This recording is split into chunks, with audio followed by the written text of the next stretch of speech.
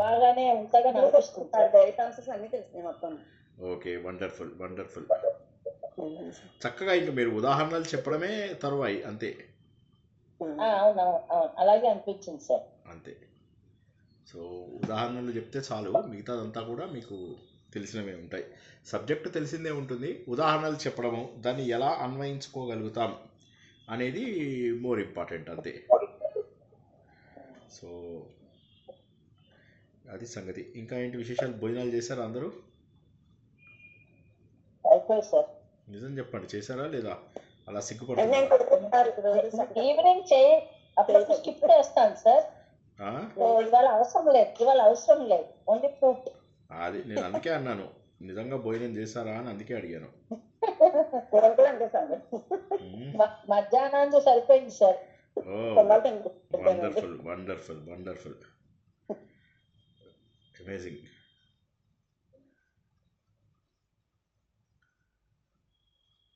Srikrishna sir. జై శ్రీకృష్ణ. ఎలా ఉన్నారు? కాల్ జాయిన్ అయ్యారా ఇవాళ? జాయిన్ అయ్యాను సార్. చాలామంది జాయిన్ అవ్వలేదు ఎందుకు? ఎవరెవరు జాయిన్ అవ్వరో అటెండెన్స్ తీసుకోండి. జాయిన్ అవ్వని వాళ్ళ పేర్లు నాకు పంపించండి. వాళ్ళు ఏ గ్రూపులో నుంచి తీసేయాలంటే ఆ గ్రూప్లో, మీరు ఏ గ్రూప్లోంచి తీసేయమంటే ఆ గ్రూప్లోంచి తీసేస్తాను. జై శ్రీకృష్ణ సార్. జై శ్రీకృష్ణ. మాది ఫుల్ అటెండెన్స్ సార్. మీది ఫుల్ అటెండెన్స్ ఉందా? వండర్ఫుల్. ఏ పరమాత్మ టీం సార్? వండర్ఫుల్. పరమాత్ముడు మీకు సహాయం ఉన్నాడు. మాకు శ్రీనివాస్ సార్తో కలిపి 16 మంది ఉన్నారు సార్. Wonderful wonderful. అంటే అలా మమ్మల్ని ఆశీర్వదిస్తున్నారు సార్. అంత ఆశీర్వదించే సీన్ లేదు కదా నాకు. అంత ఆశీర్వదించే సీన్ వస్తే బాగానే ఉండేది. బెస్ట్ విషెస్ చెప్పడం వరకే కానీ ఆశీర్వదించే లెవెల్కి ఇంకా రాలేదు. జై శ్రీరామ్ సార్. జై శ్రీరామ్. నిన్న ఈ బుక్ మేము రిలీజ్ చేసింది అక్కడ, మంచి బుక్, ఆహుతి. అది ఇదొకటి, మళ్ళీ ఇది చాలా బాగుంది. వీలైన వాళ్ళు ఈ బుక్ కొనుక్కోండి. ఇందాకటి బుక్ మీకు అర్థం కాదు, ఈ బుక్ టైటిల్ కనపడట్లేదు సార్. టైటిల్ కిందకి పెట్టండి. అగ్నిలో టైటిల్ కనపడట్లేదు సార్. అగ్ని ఫ్లేమ్ సార్. ఫ్లేమ్ కనిపించట్లేదు సార్. నో పెట్టలేదండి. బుక్ పేరు ఏంటి సార్? అది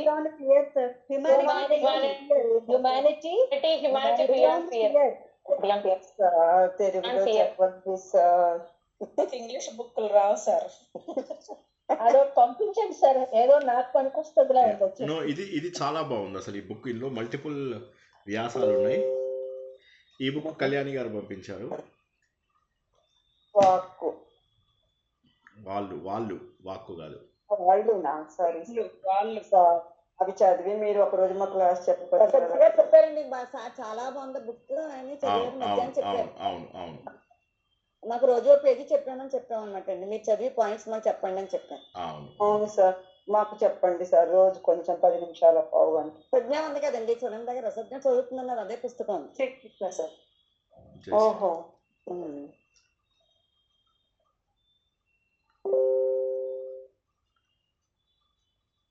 సార్ భక్తి యోగము ఒక్క రోజు 20 శ్లోకాలు ఎలా అవుతాయి సార్?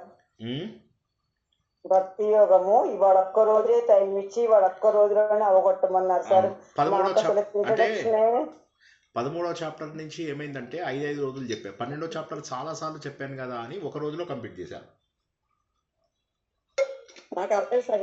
దాంట్లో మీరు ఏమన్నారంటే ఇది చాలా ఫాస్ట్ గా చెప్తున్నాను, పాత వాటిలో 6-7 వీడియోలు ఉంటాయి, అవి చూసుకోండి అన్నారు. 6-7 వీడియోలు ఎక్కడుంటాయి సార్? ఇంకా అవన్నీ వేరే వాటిలో ఉన్నాయి. కానీ మీకు 12వ చాప్టర్ అర్థమైంది కదా? మీకు 12వ చాప్టర్ మీకు అర్థం కాలేదా? అర్థమైందా? పర్లేదు సార్, అర్థమైంది. కానీ ఒక్క రోజు అంటే చాలా లాస్ట్ 5 శ్లోకాల వరకు చెప్పుకున్నాం. మిగిలిన 5 పర్వాలేదు, రేపు ఎల్లుండి ప్రాక్టీస్ చేసుకోండి. ఎందుకంటే 13వ చాప్టర్ ఏదైతే ఉందో 13వ చాప్టర్కి 5 రోజులు టైం ఇచ్చాను కదా. 13వ చాప్టర్ చాలా నిదానంగా రేపు కూడా చేసుకోండి, పర్లే. అది టైం టేబుల్ ఏంటంటే మీకు ఒక ఐడియా కోసము అంతే. సార్ మీరు 26 అని పెట్టారు, కొంతమంది కన్ఫ్యూజ్ అవుతున్నారు. అంటే మార్చి 27, 2025 అని పెట్టాలి. నేను చెప్పాను, క్లారిటీ ఇచ్చాను. 25 అని పెట్టారా, 26 అని పెట్టారా?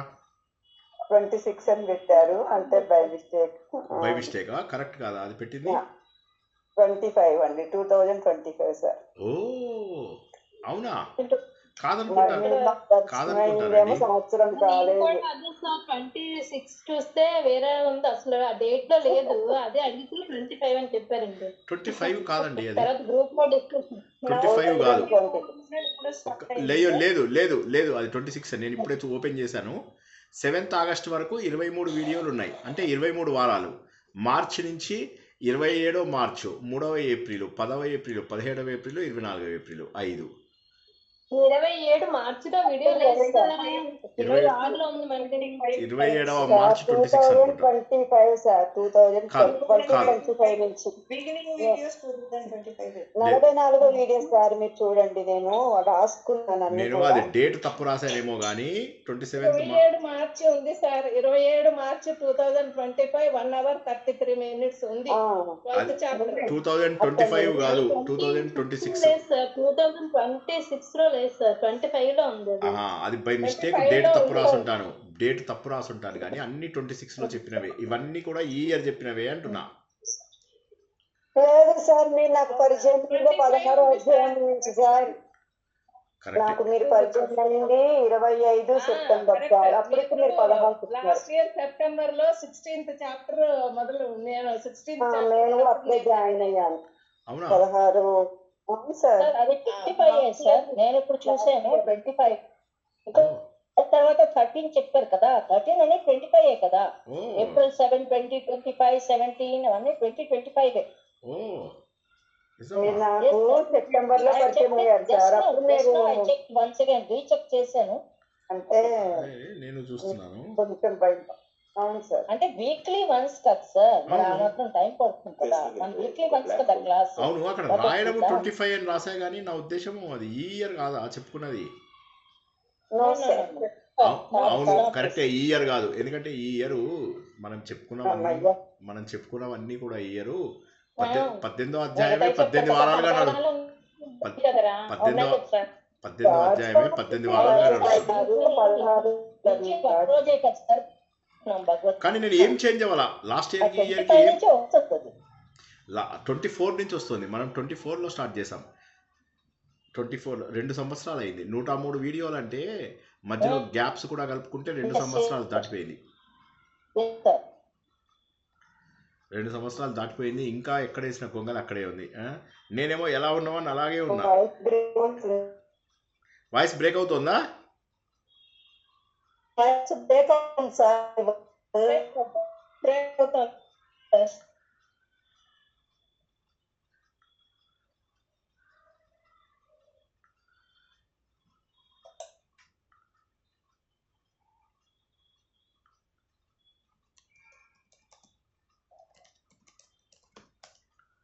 సార్ మీ బ్యాక్ ని కృష్ణుడు ఫోటో వేసి సార్.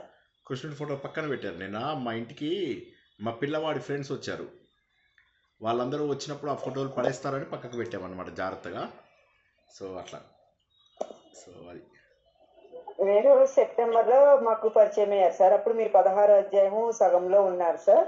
అప్పటి నుంచి ఇప్పుడు ఈ సెప్టెంబర్ కి కూడా మీరు 18వ అధ్యాయం కాపలేస్తారు మంది. అంటే 3 చాప్టర్స్ పోయిన సెప్టెంబర్ నుంచి ఇప్పుడు సెప్టెంబర్ వస్తుంది. అది సార్ పరిస్థితి. అది వండర్ఫుల్ చాలా బాగా నేర్చుకుంటున్నారు. ఎక్కడ వేసిన గొంగల్ని అక్కడే చక్కగా ఉంచారు. నేను మాత్రం రోజు రోజుకి యంగ్ అయిపోతున్నా. అప్పుడు ఆ ఫోటోలో చూస్తే పెద్దవాళ్ళ కూడా ఇప్పుడు చూస్తేనేమో యంగ్గా ఉన్నా. సో నాదేమో ఏజ్ తగ్గుతోంది, భగవద్గీత ఏజ్ ఏమో పెరుగుతుంది.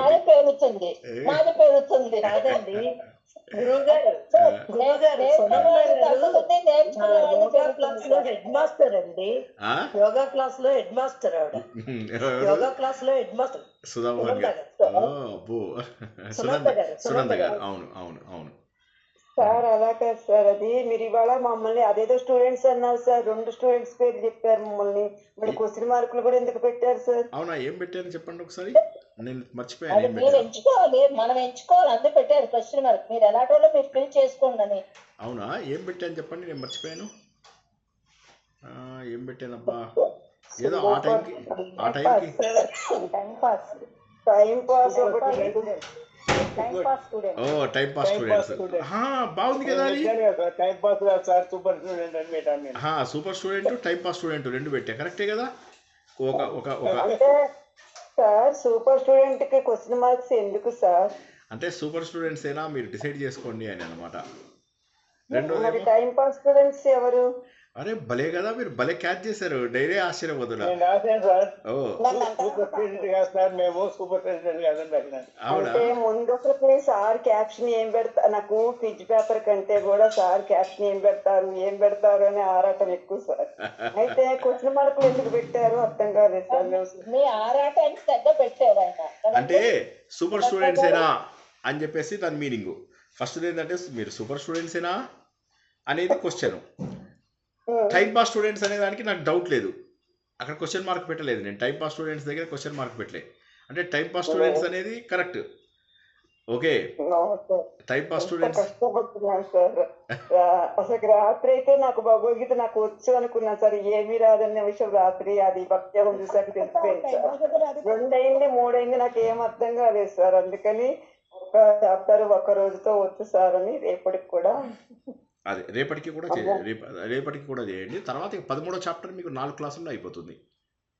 ఓకేనా, ఎనివే ప్రారంభించుకుందాం. అంతరాయ తిమిరోపశాంతయే శాంత పావనమచింత్య వైభవం తం నరం వపుషి కుంజరం ముఖే మన్మహే కిమపి తుందిలం మహః వసుదేవసుతం దేవం కంసచానూరమర్దనం దేవకీ పరమానందం కృష్ణం వందే జగద్గురుం జననీ జన్మభూమిశ్చ స్వర్గాదపి గరీయసి మాతృదేవో భవ. భగవద్బంధువులకు, ఆత్మస్వరూపులకు, సత్యాన్వేషులకు స్వాగతం, సుస్వాగతం. ఈ జీవిత పయనంలో ఎప్పుడూ కూడా కష్టాలు సుఖాలు, కష్టాలు సుఖాలు, కష్టాలు సుఖాలని అనుభవిస్తూ ఉంటున్నాం. అయితే ఈ కష్టాలని సుఖాలను అనుభవించేది మనము కాదని, అంటే ఈ కష్టాలను సుఖాలను అనుభవించేది మనం కాదని, మన శరీరం అని, ఆ సంగతిని అర్థం చేసుకోవడమే ఆత్మ. సో ఆత్మ గురించి తెలియాలి అంటే నేను నిర్మలుడను, నాకు ఏది కూడా అంటదు, చెడు అసలు అంటదు, నేను సచ్చిదానంద స్వరూపుడను, ఎప్పుడూ ఆనందంగా ఉండే వ్యక్తిని. కాబట్టి దుఃఖం వచ్చింది అంటే దాని అర్థం ఏంటి అంటే ఇది నేను కాదు. అందుకోసమే నేను అంటాను ఎప్పుడు మీరు దుఃఖపడద్దు అని. ఎందుకంటే మీరంతా కూడా సచ్చిదానంద స్వరూపులు, ఆత్మస్వరూపులు. ఆత్మ అనేటటువంటిది ఏదైతే ఉందో అది అద్వితీయమైనటువంటిది, అది భగవంతుడి లక్షణం. భగవంతుడి లక్షణమైనటువంటి ఆత్మ ఎప్పుడూ జ్యోతి, ప్రకాశవంతంగా ఉంటుంది, ప్రకాశవంతమైనటువంటిది, నిర్మలమైనటువంటిది, భాసిల్లుతూ ఉంటుంది ఎప్పుడు. అటువంటిది మనం దానికి మన శరీరం యొక్క ధర్మాలని ఆపాదిస్తున్నాము అన్న విషయాలను మనం తెలుసుకుంటూ ఉన్నాము. కాబట్టి ఆత్మస్వరూపుడని తెలుసుకోవడం కేవలం ఇలా అనుకుంటే సరిపోతుందా? అనుకుంటే సరిపోదు. అనుభవపూర్వకంగా మాటి మాటికి అనుకుంటూ దాని గురించి ఆలోచిస్తూ ఉంటే, ఇప్పుడు శంకరాచార్య చెప్పిన శ్లోకాలలో చాలా శ్లోకాలు ఒకదానితో ఒకటి రిపీట్ అవుతున్నట్టుగా అనిపిస్తాయి మనకు. ఇది తెలిసిందే కదా, ఇది కూడా తెలిసిందే కదా, మనకు ఇది కూడా ఆల్రెడీ చెప్పిందే కదా అన్నట్టుగా అనిపిస్తూ ఉంటుంది. కానీ ప్రతి శ్లోకం వెనక అది రిపిటేషన్ కాదు, దానిని మనం మెల్లమెల్లగా సరైన దారిలో పెట్టడానికి ఆయన పడుతున్నటువంటి తపన. అయితే ఇది శంకరాచార్య ఇచ్చినటువంటి అర్థమా? కాదు. నువ్వు ఆత్మస్వరూపుడవి అని చెప్పేసి మన వేదాలు ఘోషిస్తున్నాయి.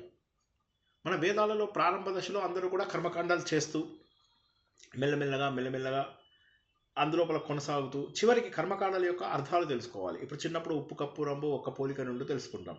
పెద్ద అయిన తర్వాత దాని అర్థం తెలుసుకుని అమ్మా ఎంత బాగుంది అనుకుంటాం. నేనని నీవని తలచిత్ర పాట బాగుంది అనుకుంటాం. పెద్ద అయిన తర్వాత నేను వేరు దేవుడు వేరు అని తలిచాము, కానీ దేవుడే నేను అని చెప్పి తెలుసుకున్నాను, అహం బ్రహ్మాస్మి. చిన్నప్పుడు దేవాలయం సినిమా చూసినప్పుడు అహం బ్రహ్మాస్మి అంటే నాకు అర్థమయ్యేది కాదు, నేను దేవుడిని ఎలా అవుతాను అనేటటువంటి విషయాలు ఇప్పటికీ మెల్లమెల్లగా అర్థమవుతూ ఉంటుంది. అంటే మెచ్యూరిటీ వచ్చినా కొద్దీ కొన్ని విషయాలకు మనకు స్పష్టత అంటే క్లారిటీ రావడం అనేటటువంటిది జరుగుతూ ఉంటుంది. కాబట్టి ఆ మెచ్యూరిటీ ఎక్కడి నుంచి వస్తుంది? ఒకటి వయసు ద్వారా రావాలి, మరొకటి మనసుకు రావాలి. అయితే చాలామందికి వయసు పెరిగిపోతూ ఉంటుంది. వయసు మెచ్యూర్ రావడానికి ఏం చేయాలి? మనము ఏమీ చేయక్కర్లేదు, అలా కూర్చుని తినేసి కబుర్లు చెప్తే చాలు, వయసుకి మెచ్యూరిటీ వచ్చేస్తుంది.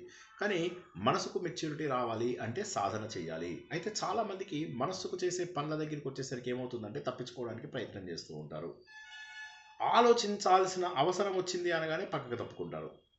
అందుకే ఎంతసేపు కూడా బండ పనులు చేయడానికి ఇష్టపడుతూ ఉంటారు. మొన్న నేను చెప్పాను, రాళ్ళు కొట్టే జాబు చూసుకున్నట్లయితే రాళ్ళు కొట్టడం, ఒక వ్యక్తి కొడుతూనే ఉంటాడు, రాళ్ళు కొడుతూ ఉంటాడు, చెమట్లు వస్తూ ఉంటాయి, రాత్రులను పగలు కొడుతూ ఉంటాడు, రాళ్ళ నుంచి ఇదవుతూ ఉంటాడు, రాళ్ళ ఎండకి బాధపడుతూ ఉంటాడు, మళ్ళీ లేపడము, మళ్ళీ హ్యామర్తో మళ్ళీ కొట్టడం రాయిని, అలా కొడుతూ ఉంటాడు. దూరంగా మేనేజర్ ఉంటాడు, కాలు మీద కాలు వేసుకొని కూర్చొని ఉంటాడు, దూరంగా మంచిగా ఒక చిన్న గుడారంలో కూర్చొని ఉంటాడు, ఆనందంగా ఉంటాడు. మధ్య మధ్యలో కాస్త సిగరెట్ తాగుతాడు, కాస్త టీ తాగుతాడు. వీళ్ళకేమో ఏమీ ఉండదు. తర్వాత మళ్ళీ జీతంలో కూడా చాలా వ్యత్యాసం ఉంటుంది. వీళ్ళకి 10,000 వస్తే ఆయనకు 2 లక్షల జీతం వస్తుంది. ఎందుకోసం అంటే శరీరం కంటే కూడా మానసిక స్థాయి ఉన్నతమైనటువంటిది అని చెప్పడం కోసమే ఇది. అయితే మరి మానసిక స్థాయి ఉన్నతము కాబట్టి మనస్సే ఆత్మన, మళ్ళీ ప్రశ్న. సో ఇప్పుడు ఇలా ఆలోచిస్తూ ఉండాలి. మనం ఎప్పుడు కూడా ఇలా ఆలోచిస్తూ ఉండాలి. ఇప్పుడు నేను చెప్తున్నవన్నీ కూడా ఆలోచిస్తూ ఉండాలి. కాబట్టి మనస్సే ఆత్మన కాదు. ఎందుకంటే నేను నిద్రపోయినప్పుడు, గాఢ నిద్రలో ఉన్నప్పుడు ఏమైంది? నా మనస్సుకు ఏమైంది? ఎక్కడికి పోయా నేను? శరీరం ఎక్కడికి వెళ్ళింది? మనస్సు ఎక్కడికి వెళ్ళింది? నా కళ్ళతో చూసినటువంటివన్నీ నా మనస్సుకు అందుతున్నాయి. నా మనస్సుతో అందినవన్నీ కూడా నా శరీరంతో చేయిస్తున్నాను. కానీ నేను గాఢ నిద్రలోకి వెళ్ళినప్పుడు శరీరం ఎక్కడికి వెళ్ళిపోయింది? మనస్సు ఎక్కడికి వెళ్ళిపోయింది? ఏమీ లేదు. ఆ సమయంలో నాకు బాధ తెలియదు, సమయం కూడా తెలియదు. సమయం తెలియదు అంటే అర్థం ఏంటి? కాలాతీత పరిస్థితి అని చెప్పి మీనింగ్. సమయం తెలియకపోవడం. ఎందుకు నిద్రలో టైం ఎందుకు చూసుకుంటామండి? డే టైం లోపల పర్వాలేదు, డే టైం లోపల ఎంతో కొంత టైం తెలుస్తూ ఉంటుంది. అటు ఇటుగా కొంత సమయాన్ని మనం చెప్పగలుగుతాం. ఎంత అయింది అంటే 12 అయింది అని చెప్పే బదులు 11:30 అని చెప్తామేమో, కానీ దగ్గరగా చెప్పగలుగుతాం. కానీ రాత్రి చెప్పడం చాలా కష్టం. దానికి కారణం ఏమవుతుందంటే మన మనస్సు, శరీరము పనిచేయనప్పుడు సమయం ఆగిపోతుంది. ఐన్స్టీన్ థియరీ ఆఫ్ రిలేటివిటీ లోపల ఏమవుతుందంటే ఒక స్టేజ్కి వెళ్ళిపోయిన తర్వాత సమయం పూర్తిగా ఆగిపోయే క్షణం వస్తుంది అని ఆయన గుర్తించగలిగాడు. ఆ E=mc² అనేటటువంటి ఫార్ములా ఏదైతే ఉందో దాని ద్వారా మనకు చివరిగా చెప్పేదల్లా ఏంటయ్యా అంటే ఒక అద్భుతమైనటువంటి టైం కాన్స్టెంట్ అనేది మనకు కనిపెట్టగలుగుతాము అనేటటువంటి విషయాన్ని చెప్పగలిగారు. ఆ టైం కాన్స్టెంట్ అనేటటువంటిది కేవలము భగవంతుడికే ఉంటుంది. టైం అండ్ స్పేస్ అనేది కాన్స్టెంట్ అనేది భగవంతుడికి ఒక్కడికే. కానీ మనం గాఢ నిద్రలో ఉన్నప్పుడు ఎక్కడ పడుకున్నామో తెలియదు, ఎక్కడ ఉన్నామో తెలియదు, ఏం చేస్తున్నామో తెలియదు. ఆ సమయంలో ఎక్కడికి వెళ్ళాము? ఎప్పుడైనా ఎవరైనా ఆలోచించారా? నేను శరీరాన్ని అనుకుంటూ ఎంతసేపు ప్రతి చోట ప్రతి నిమిషము రోజు మొత్తము ఆలోచిస్తూ జీవితాంతము శరీరమే అనుకుంటాం. ఫోన్ కాల్స్ కానీ, ఎక్కడికన్నా వెళ్ళడం కానీ, ఎవరితో అన్నా మాట్లాడడం కానీ, ఇంట్లో వాళ్ళతో బంధుత్వాలు కానీ, ఇవన్నీ చేస్తూ నేను శరీరాన్ని అనుకుంటావు. ఏమైపోయింది ఈ శరీరానికి? రాత్రి నువ్వు పడుకున్నప్పుడు గాఢ నిద్రలో ఉన్నావు. నువ్వు మామూలుగా బెడ్ రిడెన్ పర్సన్వి, కానీ గాఢ నిద్రలో ఉన్నప్పుడు బెడ్ రిడెన్ పర్సన్గా ఉంటుందా? కళలు వస్తాయి. ఆ కళల లోపల నువ్వు మంచిగా సినిమాకి వెళ్తావు, షికార్లకు వెళ్తావు, తిరుగుతూ ఉంటావు, అందరి ఇళ్ళకి వెళ్తున్నావు. మరి కాళ్ళకు ఉన్నటువంటి ప్రాబ్లం ఏమైంది? కదలలేని పరిస్థితిలో ఉన్నావు కదా, అది తెలియదు. కొద్దిసేపు అయిన తర్వాత మనసు కూడా ఆగిపోతుంది. ఎక్కడికి వెళ్ళిపోయింది? శరీరం ఎక్కడికి వెళ్ళిపోయింది? మనసు ఎక్కడికి వెళ్ళిపోయింది? ఇప్పటి వరకు నువ్వు శరీరాన్ని అనుకున్నావు, లేదు శరీరం కంటే గొప్పది మనస్సుని అనుకున్నావు, కానీ నిద్ర లోపల ఇవన్నీ ఎక్కడికి వెళ్ళిపోయాయి? కాబట్టి మనస్సు కంటే కూడా ఉన్నతమైనటువంటిది ఏదో ఉన్నది. మనసు కంటే కూడా ఉన్నతమైనది ఏదో ఉన్నది. ఉదాహరణకి నేను శరీరాన్ని అనుకున్నప్పుడు ఒక వ్యక్తికి ప్రాణం పోగానే డాక్టర్లు ఏమంటారు? ఇది శరీరం, ఆయన బాడీని తీసుకెళ్ళిపోండి అంటారు. ఆయన బాడీని తీసుకెళ్ళండి అంటారు. తర్వాత ఆ శరీరాన్ని అలా పడుకోబెడతాము, దాన్ని కాల్ చేస్తాము, ఎండలో పెడతాము. మా తాతగారు పోయినప్పుడు ఆయన ఎండలో పెట్టారనమాట. పెడితే నేను గొడుగు గది పెడితే మా పిన్న చేంట గొడుగు పెట్టామంటే తాతయ్య మీద ఎండ పడుతుంది అంటే శవానికి ఎండేముంది నీడే ఉంది అంటారు. కరెక్టా కదా? ఆవిడ చెప్పిన పాయింట్ కరెక్టా కదా? ఎవరన్నా జవాబు చెప్పండి. హలో, మా పిన్ని చెప్పిన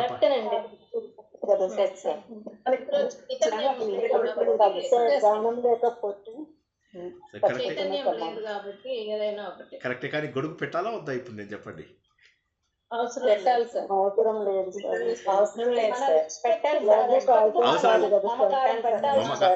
మమకారంతో మన గౌరవంతో పెడతాము. కానీ అక్కడ ఏమైపోయిందంటే శరీరం అనేటటువంటిది ఏదైతే ఉన్నదో ఆ శరీరానికి సిగ్నిఫికెన్స్ ఎంత ఉంది? ఇన్ని రోజుల పాటు శరీరంతో ఎన్ని రకాల పనులు చేస్తూ ఉంటాం ఒకసారి ఆలోచించండి. మా అమ్మగారు వెళ్ళిపోయే 10 రోజుల ముందు కూడాను ఒకరోజు కాల్ చేసి నాకు చెప్తున్నారు, వాసు నేను పని మనిషి అడిగితే ఒక 250 రూపీస్ ఇచ్చాను, ఈసారి నువ్వు కట్టుకునే లెక్కలో ఒక 250 రూపీస్ తగ్గించు అని చెప్పింది. తెలుసా మా అమ్మ నాకు?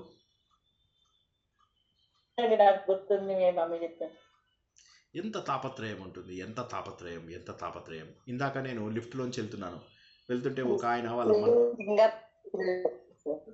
మొదల కొద్దిగా తాపత్రయం జరుగుతుంది సార్. తాపత్రయం పెరుగుతుంది. ఆ తర్వాత అంటే పరిణతి రానంత వరకు కూడా తాపత్రయం పెరుగుతూ ఉంటుంది. పరిణతి వచ్చిన తర్వాత తాపత్రయం తగ్గిపోతుంది.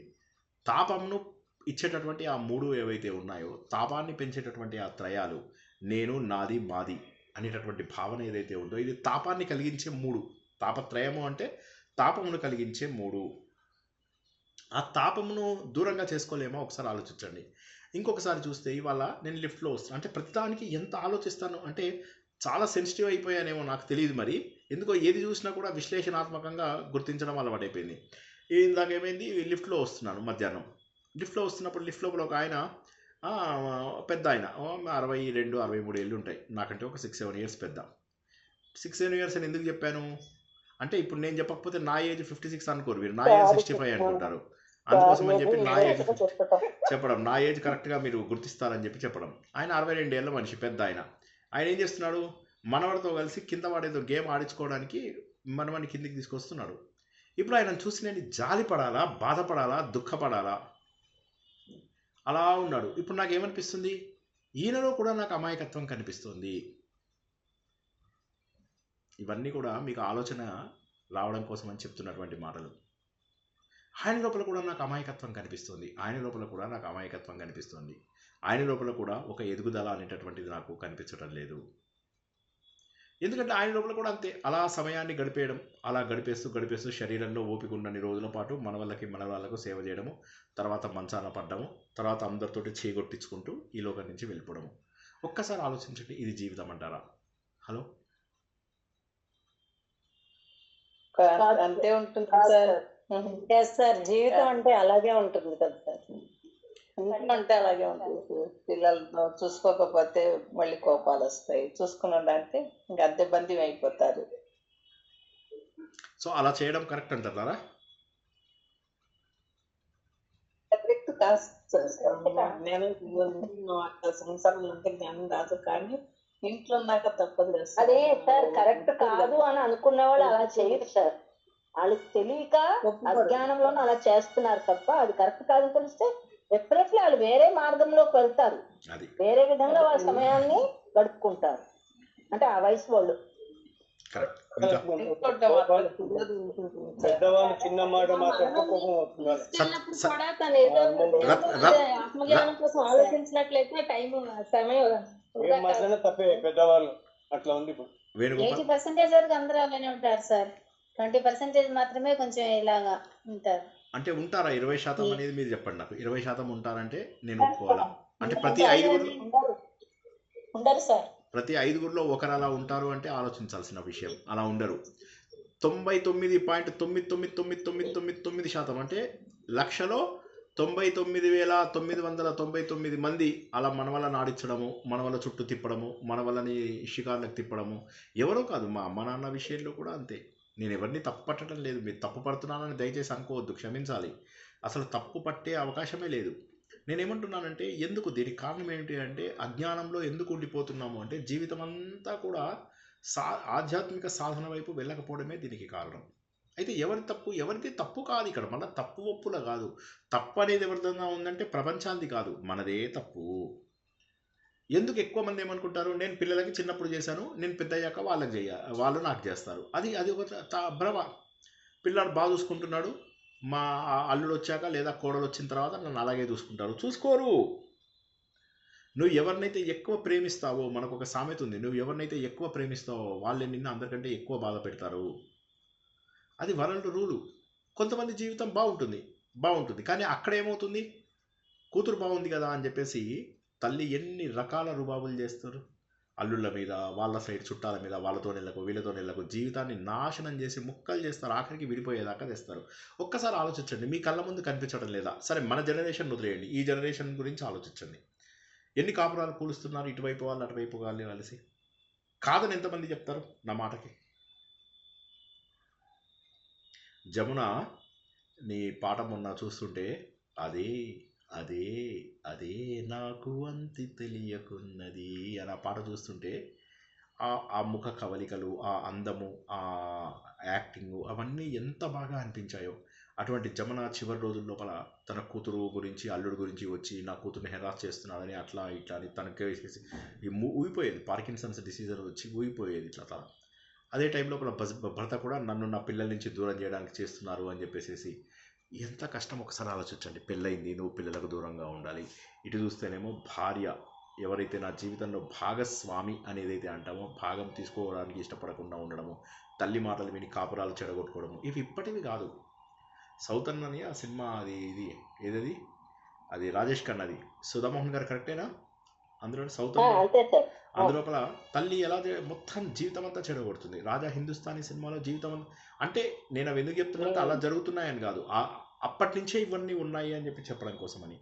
వీళ్ళు చేస్తున్నది, వీళ్ళు సాధిస్తున్నది ఏంటి జీవితం లోపల, వీళ్ళు సాధిస్తున్నది ఏమిటి? ఎక్కువ రోజులు బతికి వేరే వాళ్ళని ఇబ్బంది పెట్టడం. ఎప్పుడు కొడుకులు మన మాట వింటున్నప్పుడు, కొడుకులు మాట వింటున్నప్పుడు ఏం చేస్తారు, కోడళ్ళని, ఇంటికి తీసుకొచ్చిన కోడళ్ళని తగలబెట్టేసేవాళ్ళు, కిరోసిన్ పోసి తగలబెట్టేవాళ్ళు. అత్యంత క్రూరంగా ఏ భర్త అయితే తనను కాపాడతాడు అనుకుంటానో ఆ భర్త యొక్క తల్లిదండ్రులు వాళ్ళందరూ కలిసి వంటింట్లో కిరోసిన్ పోసి కట్టేసి చంపేసి కోర్టులో కేసులు లేకుండా చేసుకుని తప్పించుకున్న వాళ్ళు ఎంతమందో ఒక్కసారి ఆలోచించండి. అంటే ఇవన్నీ అవసరం. ఎటువైపు చూసుకుంటే అటువైపే. సత్యప్రభ గారు ఏదైనా చెప్పాలండి? మొన్ననే ఒక ఆయన చంపాడు కదండి భార్యని స్కూల్లో. ఆమె ప్రిన్సిపల్ 3-4 వారం రోజులు అయింది. పిల్లలకు సెలవు కూడా ఇచ్చారు ఆమె చనిపోయిందని. మొదటనేమో స్కూల్ పిల్లలు అన్నారు, తర్వాత ఆమె భర్తనేను అన్నారు. సో ఈ విధంగా చూసుకున్నట్లయితే ఇప్పుడైతే సరే రెండు వైపులా జరుగుతున్నాయి. నేనేమంటానంటే అప్పట్లోపల ఇంట్లోపల కాల్ చేసేవాళ్ళు కోడళ్ళని అత్యంత క్రూరంగా. ఎస్పెషల్లీ నార్త్ లో సార్, నార్త్ లో it was too much prevalent. అయ్యో రామ, సౌత్ లోపల కూడా నండి బాబు, సౌత్ లోపల కూడా ఎంతమంది చంపేసే వాళ్ళో తెలుసా ఆ రోజుల్లో? కట్నం కోసం అని చెప్పి, రెండో కట్నం కోసం అని చెప్పేసి అన్ని చోట్ల జరిగేది, అంతటా జరిగేది. చంపేయడమేమో ఆడవాళ్ళని చంపేసేవాళ్ళు. మగవాళ్ళ విషయంలో ఏమైంది, కాపురాలు కూలగొట్టడము, తన కూతురు తన అల్లుడిని కంట్రోల్లో తెచ్చుకోవాలి అనేవి, ఇవి రెండు ఎక్కువ జరిగేవి మన జనరేషన్ వరకు. ఇప్పుడు కొత్త జనరేషన్ డిఫరెంట్, వీళ్ళది కొత్త యాంగిల్స్, అసలు కాపురాలే నిలబడడం లేదు. పాతకాలంలో రెండు ఖచ్చితంగా జరిగేవి. ఎందుకు ఇవన్నీ? వయసులో నువ్వు బతికి చేస్తున్నది, సాధిస్తున్నది ఏమిటయ్యా అంటే, నేను శరీరాన్ని దాంతో సాధించాలి అయిపోయింది. ఎన్నాళ్ళు చచ్చేదాకా కూడా డామినేటింగ్ పెట్టుకోవాలి అనుకుంటూ, ఎందుకు దానికి శరీరాన్ని నేను అని అనుకోవడం వల్ల ఇవన్నీ వస్తున్నాయి. నేను ఆత్మస్వరూపుడను అనే ఆలోచననే రానియడం లేదు కదా దగ్గరికి. నాకు తెలిసిన ఒకరు భర్త చనిపోతే వాళ్ళని అదే రోజు నాడు నేను వాళ్ళ ఇంటికి కూడా వెళ్ళాల్సి వచ్చింది. వాళ్ళ ఇంట్లో ఉన్నాను. కొద్దిసేపట్లో ఆవిడ నవ్వుతూ చెప్తుంది, వాళ్ళ ఫలానా వాడి కూతురు ఎవరితోటో వెళ్ళిపోయింది కదా, వీళ్ళు వెళ్ళిపోయింది కదా, వాళ్ళు వెళ్ళిపోయింది కదా, అది అని చెప్పేసి మాట్లాడుతుంది. జనరల్గా ఎలా ఉంటుందంటే, జనాలకి ఈ ప్రపంచంలో బాధ పెట్టేది ఏమీ ఉండదు. వాళ్ళకి నా బతుకు గడుస్తే చాలు అని తప్పితే అందరూ స్వార్థపరులే ప్రపంచంలో. ఈ ప్రపంచం మొత్తము కూడా కార్ల్ మార్క్స్ చెప్పినట్టుగా ఈ ప్రపంచం అంతా కూడా ఆర్థిక సంబంధమే. ఆర్థికం అంటే డబ్బు సంబంధమే. ఈ ప్రపంచంలో ఉన్న అంతా కూడా బూటకమే. ఈ ప్రపంచమే ఒక బూటకము. ఈ ప్రపంచమే ఒక పెద్ద బూటకము. ఇటువంటి బూటకమైనటువంటి ప్రపంచంలో నువ్వు ఏం సాధిస్తున్నావయ్యా? నువ్వేం సాధిస్తున్నావు?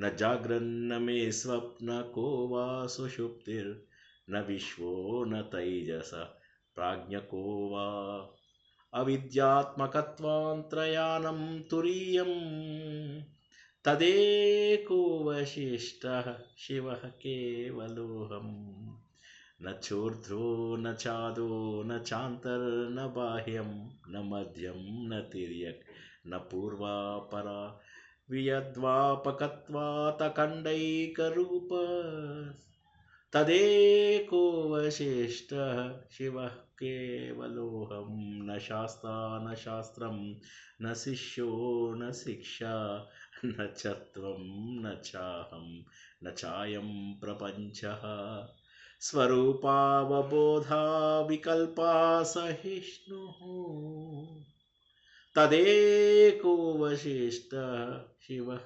కేవలోహం. ఏమీ లేదు ఈ ప్రపంచంలో. పొట్టి లేదు, పొడుగు లేదు, ఎరుపు లేదు, తెలుపు లేదు, నలుపు లేదు, వర్ణం లేదు, వర్ణాశ్రమాలు లేవు, ఏమీ లేవు. ఈ ప్రపంచంలో ఏమున్నా ఏమీ లేదు. శాస్త్రం లేదు, శిక్ష లేదు, ట్రైనింగ్ లేదు, గురువు లేదు, ఎవ్వరూ లేరు ఈ ప్రపంచంలో, ఎవ్వరూ లేరు. ఈ ప్రపంచమే లేదు, నువ్వు లేవు, నేను లేవు అని చెప్తుంటే ఇంకా ఎందుకయ్యా ఈ ప్రపంచాన్ని పట్టుకుని పంచభూతాలతోటి ఎందుకు నువ్వు ఇలా చేస్తున్నావు? నా భూమి నతోయం న తేజో న వాయు నఖం నేంద్రియం వానతేషాం సమూహ అనేకాంతికత్వాత్ సుషుప్త్యేకసిద్ధః తదేకో వశిష్ఠః శివః కేవలోహం నవర్ణా నవర్ణాశ్రమాచారధర్మ నమే ధారణ ధ్యానయోగాదయోపి అనాత్మాశ్రయానం మమ ధ్యాసహానా తదేకో వశిష్ఠః శివః కేవలోహం. ఏదో అనుకుంటున్నాం, ఎన్నో డివిజన్స్ తీసుకొస్తున్నాం, గోవిందం కూడా ఇదే వస్తుంది కదా సార్. ఎన్నో డివిజన్స్ తీసుకొస్తున్నాం ప్రపంచంలో, ఎన్నో రకాల భేదాలని తీసుకొస్తున్నాం. మనుషులలో భేదాలని, పశువులలో భేదాలని, వర్ణాలలో భేదాలని, అన్నిట్లలో భేదాలను చూస్తున్నాం. కానీ మనము భేదం లేనటువంటి నిర్మలమైనటువంటి స్వచ్ఛమైనటువంటి సచ్చిదానంద రూపంలో ఉన్నటువంటి ఆత్మస్వరూపాన్ని ఎవరము కూడా గుర్తించడం లేదు. మనం ఎవరిని? తదేకో వశిష్ఠః శివః కేవలోహం. ఇవన్నీ తీసేసేయి. అవశిష్టః తద్ ఏక అవశిష్టః శివః కేవల అహం. ఇవన్నీ తీసేయగా ఏదైతే మిగిలిందో ఆ మిగిలినటువంటి ఏకైక మంగళకరమైనటువంటిది ఏదైతే ఉన్నదో అదే నేను. అత్యద్భుతమైనటువంటిది. ఇదంతా కూడా మన ఉపనిషత్తుల జ్ఞానం. ఉపనిషత్తుల జ్ఞానాన్ని శంకరాచార్య ఇలా హృదయంగా ఎప్పుడు చదివినా గుండె లోతుల్లోకి వెళ్తూ గుండెని చిల్లు పొడుస్తూ కళ్ళలోంచి నీళ్లు తెప్పించేటటువంటి ఈ అమోఘమైనటువంటి ఒక అద్భుతమైన అనిర్వచనీయమైనటువంటి అనుభూతి ఎక్కడి నుంచి వస్తుంది? అత్యద్భుతంగా చెప్తున్నాడు. ఎవరి కోసం చెప్పాలి? మనం ఆత్మని సచ్చిదానందం అని చెప్పి తెలుసుకున్నాం, ఇది నిత్యం అని చెప్పి తెలుసుకున్నాం, నిర్మలం అని చెప్పి తెలుసుకున్నాం, సత్యము ఎప్పుడూ ఉండేదని చెప్పి తెలుసుకున్నాం. కానీ ఆత్మ చైతన్యం మన బుద్ధి లోపల ప్రతిబింబించడం వల్ల ఏమనుకుంటున్నామంటే బుద్ధి లక్షణాలు, మనసు లక్షణాలు అన్నీ కూడా ఆత్మకు అంటించేస్తున్నావు. ఆత్మ క్లియర్. ఆత్మ అనేది ఒక చిన్న గ్లాస్ లాంటిది. మొన్న చూపించాను మీకు ఎగ్జాంపుల్. ఈ లైట్ చూపించాను, జ్ఞాపకం ఉంది కదా అందరికీ? ఈ లైట్ చూపించాను. ఈ లైట్ ఏ రంగు వస్తే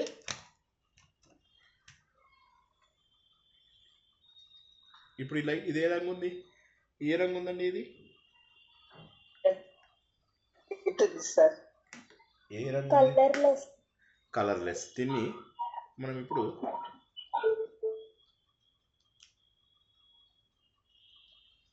ఏమైంది? ఇది కలర్లెస్గానే ఉండిపోతారంటుంది. ఆత్మస్వరూపం కదా, కలర్లెస్గానే ఉండిపోతారంటుంది. కానీ మనం ఊరుకుంటామా? ఏ కలర్లోకి వచ్చిందండి?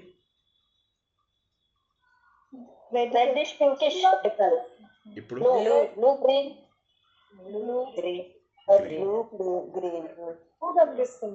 అన్ని రంగులు వస్తున్నాయి. అన్ని రంగులు కూడా ఎలా కనిపిస్తున్నాయి? అన్ని రంగులు ఎలా వస్తున్నాయి? ఇది నిర్మలమైనటువంటిది. నువ్వు ఏ రంగు ఇస్తే ఆ రంగులో కనిపిస్తుంది. నువ్వేం చేస్తున్నావు అంటే నీ ఆత్మ లక్షణాలని, నీ బయట ఉన్నటువంటి లక్షణాలను నువ్వేం చేస్తున్నావు అంటే నీ ఆత్మకు అన్వయిస్తున్నావు అని చెప్పేసి 25వ శ్లోకం లోపల తెలుసుకున్నాం. దానివల్ల ఏమైపోతుంది అంటే 26వ శ్లోకంలో ఏం చెప్తున్నావు అంటే దానివల్ల బాబు నీ ఆత్మని, నీ బుద్ధిని రెండు ఒకటే అనుకుంటున్నావు. ఆత్మ బుద్ధి అభేద భ్రాంతి నీకు వస్తుంది. ఆ భ్రాంతి రావడం వల్ల ఏమైపోతుంది? ఎప్పుడైతే భ్రాంతి ఉందో నీ బుద్ధిలో జరిగేవన్నీ కరెక్టే. నీ బుద్ధిలో జరిగేవన్నీ కూడా కరెక్టే. ఎదురుగా ఇప్పుడు మీరందరూ కూర్చొని వింటున్నట్టుగా నేను భ్రమపడుతున్నాను, మీరందరూ కూడా నేను చెప్తున్నట్టుగా భ్రమపడుతున్నారు. ఇది భ్రాంతి. ఈ భ్రాంతి వల్ల ఏమైపోతుంది? జీవులకు భయం పడుతుంది. ఆ రజ్జు సర్పభావం ఏదైతే ఉందో ఆ రజ్జు సర్పభావం దానికి కారణం ఏంటంటే సత్యాన్ని తెలుసుకోకపోవడం వల్ల భయం పడుతుంది. ఎప్పుడైతే ఉన్నటువంటిది ఒక సత్యమే అని చెప్పి తెలిసినప్పుడు అప్పుడు భయానికి అతీతంగా ఉంటావయ్యా నువ్వు అని చెప్పేసి తర్వాత శ్లోకంలో తెలుసుకున్నాం. ఆ తర్వాత బాబు నీ మనస్సు బుద్ధి ఉన్నాయి, అవి ఎక్కడికి పోయాయని మేము అనట్లేదు, కానీ ఈ ఆత్మనే ఆ మనస్సుని బుద్ధిని ప్రకాశింపజేస్తుందని గుర్తుంచుకో. ఇప్పుడు ఇందు లోపల లైట్ ఏదైతే ఉందో ఆ లైటు ఇందులో ఉన్నటువంటి వాటన్నింటినీ ప్రకాశింపజేస్తుంది. కాబట్టి కానీ నువ్వేం చేస్తున్నావు, ఆత్మకు విలువని ఇవ్వట్లేదు, అసలు విలువనే ఇవ్వడం లేదు ఆత్మకు. ఎంతసేపు శరీరానికి మనస్సుకు బుద్ధికి ఇచ్చేసి నాకు నచ్చింది చేస్తాను. అందుకోసం అని చెప్పేసి మాయ కమ్మటం అంటే ఏంటి? మాయ కమ్మడం అంటే ఏంటి? ఎవరైనా మాయకు జవాబు చెప్పగలరా? ఆవిడ కాదు, ఎవరైనా సరే. మాయ తెలుసుకోలేకపోవడం సార్, నిజాన్ని తెలుసుకోలేకపోవడం. బద్ధకం మనం పెట్టుకున్న మనలో ఉన్న బద్ధకానికి మనం పెట్టుకున్న పేరే మాయ. పేరు మనం మాయ కమ్మడం అనేది దేవుడిచ్చిన వరం కాదు, దేవుడిచ్చిన చేసి కాబట్టి మనం దాటలేకపోతున్నాము, దేవుడే చేశాడు అని చెప్పి చాలా మంది కంప్లైంట్ చేస్తూ ఉంటారు. కానీ అది అబద్ధం. మా అంటే ఏంటి? లేదు అని మీనింగ్. మా అంటే ఏంటి? లేదు. మాస్తు, చింత మాస్తు అంటారు. చింత మాస్తు, మా అస్తు. మా అంటే లేదు అని. యా అంటే ఏంటి? ఏదైతే. యత్ తత్ ఇవన్నీ చెప్తాం కదా, యదా తదా యత్ తత్. అది ఆ యా అనేది అది. యా అంటే ఏదైతే లేదో అదే మాయ. మాయ యొక్క డెఫినేషన్ అర్థమైందా? సూపర్ సార్, అద్భుతంగా ఉంది. ఏదైతే లేదో అదే మాయ. కాబట్టి మాయ మన పైన కమ్మింది అని మనం అనుకోవద్దు. మనం కావాలని పోయి ఇరుక్కున్నాం. నేను ఎప్పుడు చెప్పే ఎగ్జాంపుల్ ఏదైతే ఉందో, ఇట్లా నేను వెళ్తున్నాను, నా ఫ్రెండ్ వస్తున్నాడు, చెట్టుని కౌగులించుకుంటాడు అని చెప్పే కదా, అది ఇందులోపల ఈయన గురువు ఉంటాడు. ఈ గురువు కనిపిస్తుందా? బుక్ కనిపిస్తుందా? శ్రీరామ్ సార్, స్వామి రామ. ఈయన ఏం చేశాడు ఈ బుక్ లోపల? స్వామి రామ ఏం చేశాడు? వాళ్ళ గురువు గారిని అడిగాడు, నాకు చూపించు అని చెప్పేసి. చూపించమంటే ఆయన ఏమంటాడు? ఆ చెట్టును గట్టిగా కౌలించుకుని నేను ఏడుస్తూ ఉంటాడు. గురువు గారు ఏడుస్తూ ఉంటే ఈయన అంటాడు, ఎట్లా అంటే నన్ను ఇక్కడ చెట్టు కౌలించుకుందని. ఈయన భయపడిపోతుంటాడు. చెట్టుకు అంత ఆకర్షణ శక్తి ఉందా అంటే అంత ఆకర్షణ శక్తి. ఎంత విడదీసినా ఆయన పట్టి కాళ్ళు చేతులు పెట్టి గుంజుతుంటాడు. ఎంత గుంజినా కూడా గురువు గారు రారు. అప్పుడు ఆయన అంటాడు అన్నమాట, చూసావా, మనంతట మనం పట్టుకుని మనంతట మనం వదలడానికి ఇష్టపడడం లేదు ఇక్కడ. Beautiful point. ఎవరికి వారు ఏమంటారంటే, నేను మనవలను చూసుకోకపోతే ఎట్లాగండి, ఇంట్లో మనవడికి కోపం వస్తుంది, కొడుకు కోపం వస్తుంది, కోడలు ముఖం ఇలా పెడుతుంది. అసలు అక్కడ దాకా ఎందుకు వెళ్ళావు నువ్వు? బాధ్యత కదండి, కొడుకుకు పెళ్లి చేయడము, కూతురుకు పెళ్లి చేయడం బాధ్యత. తర్వాత వాళ్ళు విడాకులు తీసుకుంటే నీ బాధ్యతేనా? చెప్పాలి, అది కూడా చెప్పాలి నువ్వు. వాళ్ళు విడాకులు తీసుకుంటేనా అంటే పెళ్ళిళ్ళు చెయ్యండి, చేసిన తర్వాత దూరంగా ఉండండి. అప్పటి నుంచి అయినా ఇంకా నాకు అయిపోయింది అని చెప్పి దూరంగా ఎలా ఉంటామండి, మమ్మల్ని ఎవరో ఒకటి పోషించాలి, జ్వరం వస్తుంది, అయితే చూస్తున్నారా వాళ్ళు? అత్యంత హీనంగా చూస్తారు.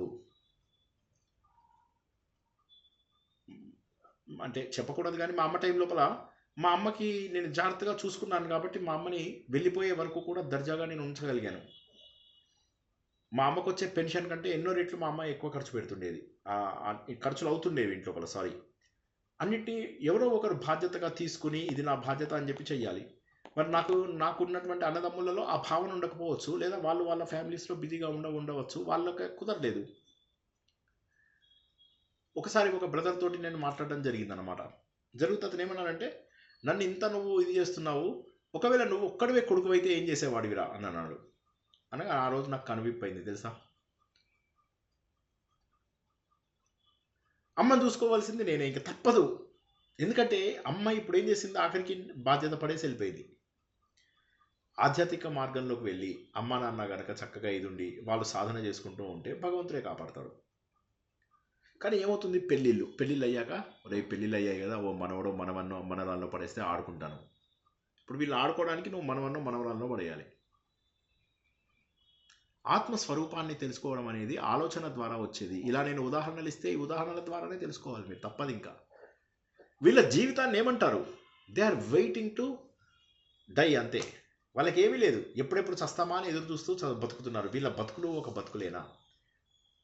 ఒక్కసారి ఆలోచించండి. అలా మనవలను ఆడించడము, మనవరాలను ఇంకా అలా మనవరాలను చూసుకోకపోతే రిలేషన్స్ ఇంకా పాడైపోతాయి కదా, ఇంకా శాంతి లేకుండా ఉంటుంది కదా. అదే అందుకే ఆత్మబోధ కావాలనేది. మనకు మొదటి నుంచి ఏం చెప్తారు, మొదటి నుంచి కూడా మనకు చెప్పిందల్లా ఏం చెప్తున్నారు, ఎంతసేపు కూడా ఏం చెప్తున్నారు, ఎవరి పిల్లల బాధ్యత వాళ్ళదే. మనకు అర్చన, మనం ఏం సాధించాలి హిందువుగా? ఒక హిందువుగా ఏం సాధించాలి? ధర్మార్థ కామమోక్షాలు. ధర్మార్థ కామ మోక్షాలు. ధర్మం ఎప్పుడు సాధించాలి? మనకు అంటే మనకు బుద్ధి తెలిసిన తర్వాత మన ధర్మం బుద్ధి తెలిసినప్పటి నుంచి ఒక్క నిమిషం ఆవిడ అర్చన గారిని మాట్లాడియండి. ఆవిడ చెప్పలేకపోతే ఎవరైనా చెప్పచ్చు. అర్చన చెప్పమ్మా. అదే బుద్ధి తెలిసినప్పటి నుండి పాటించాలి మనకు. ఎప్పుడు కాదు, ఎప్పుడు నేర్చుకోవాలి? ఎప్పుడు పాటించాలి, ఎప్పుడు నేర్చుకోవాలి? అంటే అదే అంటే బ్రహ్మచారిగా ఉన్నప్పుడు, బ్రహ్మచర్యంగా ఉన్నప్పుడు నేర్చుకుంటాం. కరెక్ట్. తర్వాత అర్ధకామాలు.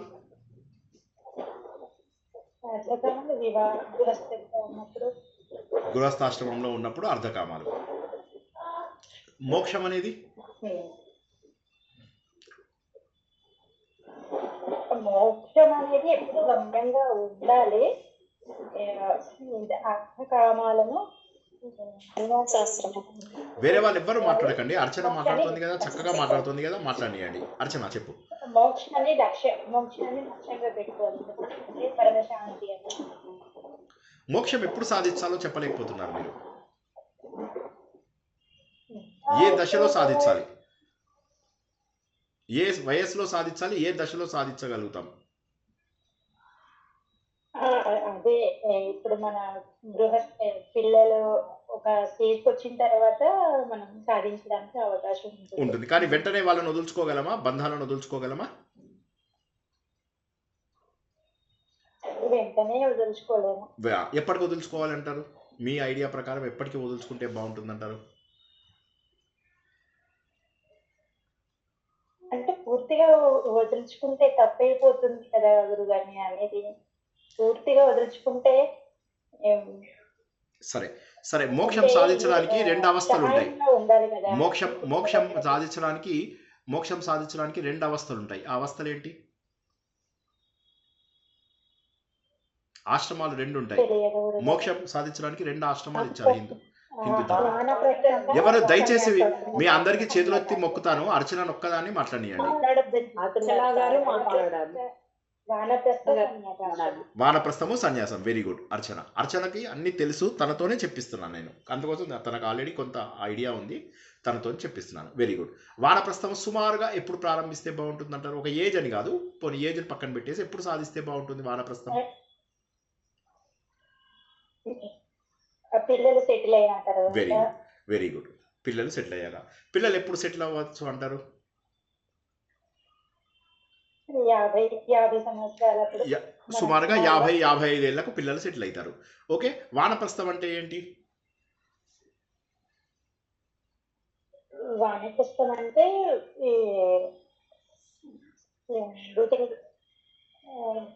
అంటే అర్థ కామాలను కొంచెం దూరం పెట్టి సాధన చేయడం కాదు. ఓకే. వానప్రస్థం అంటే కరెక్ట్ మీనింగ్ ఏంటి? సంస్కృతం మొన్ననే అయింది కదా అన్నట్టు. అర్చనది మొన్ననే ఎంఏ సాంస్క్రిట్ పూర్తయింది.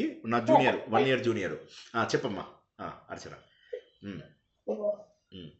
వానప్రస్థం అంటే వనాలలో సంచరించడం అన్నట్టుగా ఉంటుంది, కానీ ఇప్పుడు కాలంలో అట్లా ఉండదు కదా గురువు గారు. కాబట్టి ఏం చేయాలి? వనంలో వెళ్ళలేము కాబట్టి ఏం చేయాలి? పూర్వకాలంలో అందరినీ వదిలేసి ఎందుకు వెళ్ళిపోయే వాళ్ళు రాజులు? అలా వదిలేయడం కరెక్ట్ కాదు కదా. ఇప్పుడు నువ్వు చెప్పిన లెక్క ప్రకారం అలా వదిలేయడం మంచిది కాదు కదా. ఎందుకు వదిలేసి వెళ్ళిపోయే వాళ్ళు?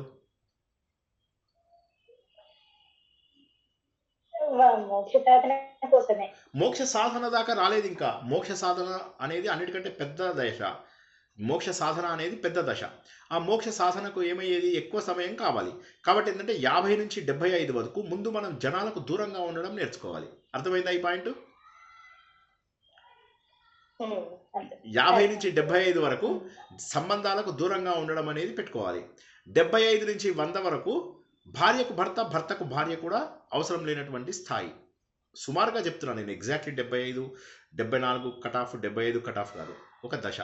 ఓకే. ఈ 4 సాధించకపోతే వాడు హిందువేనా? ఒక వ్యక్తిని హిందువు అనాలంటే వాడు ఏం సాధించాలి?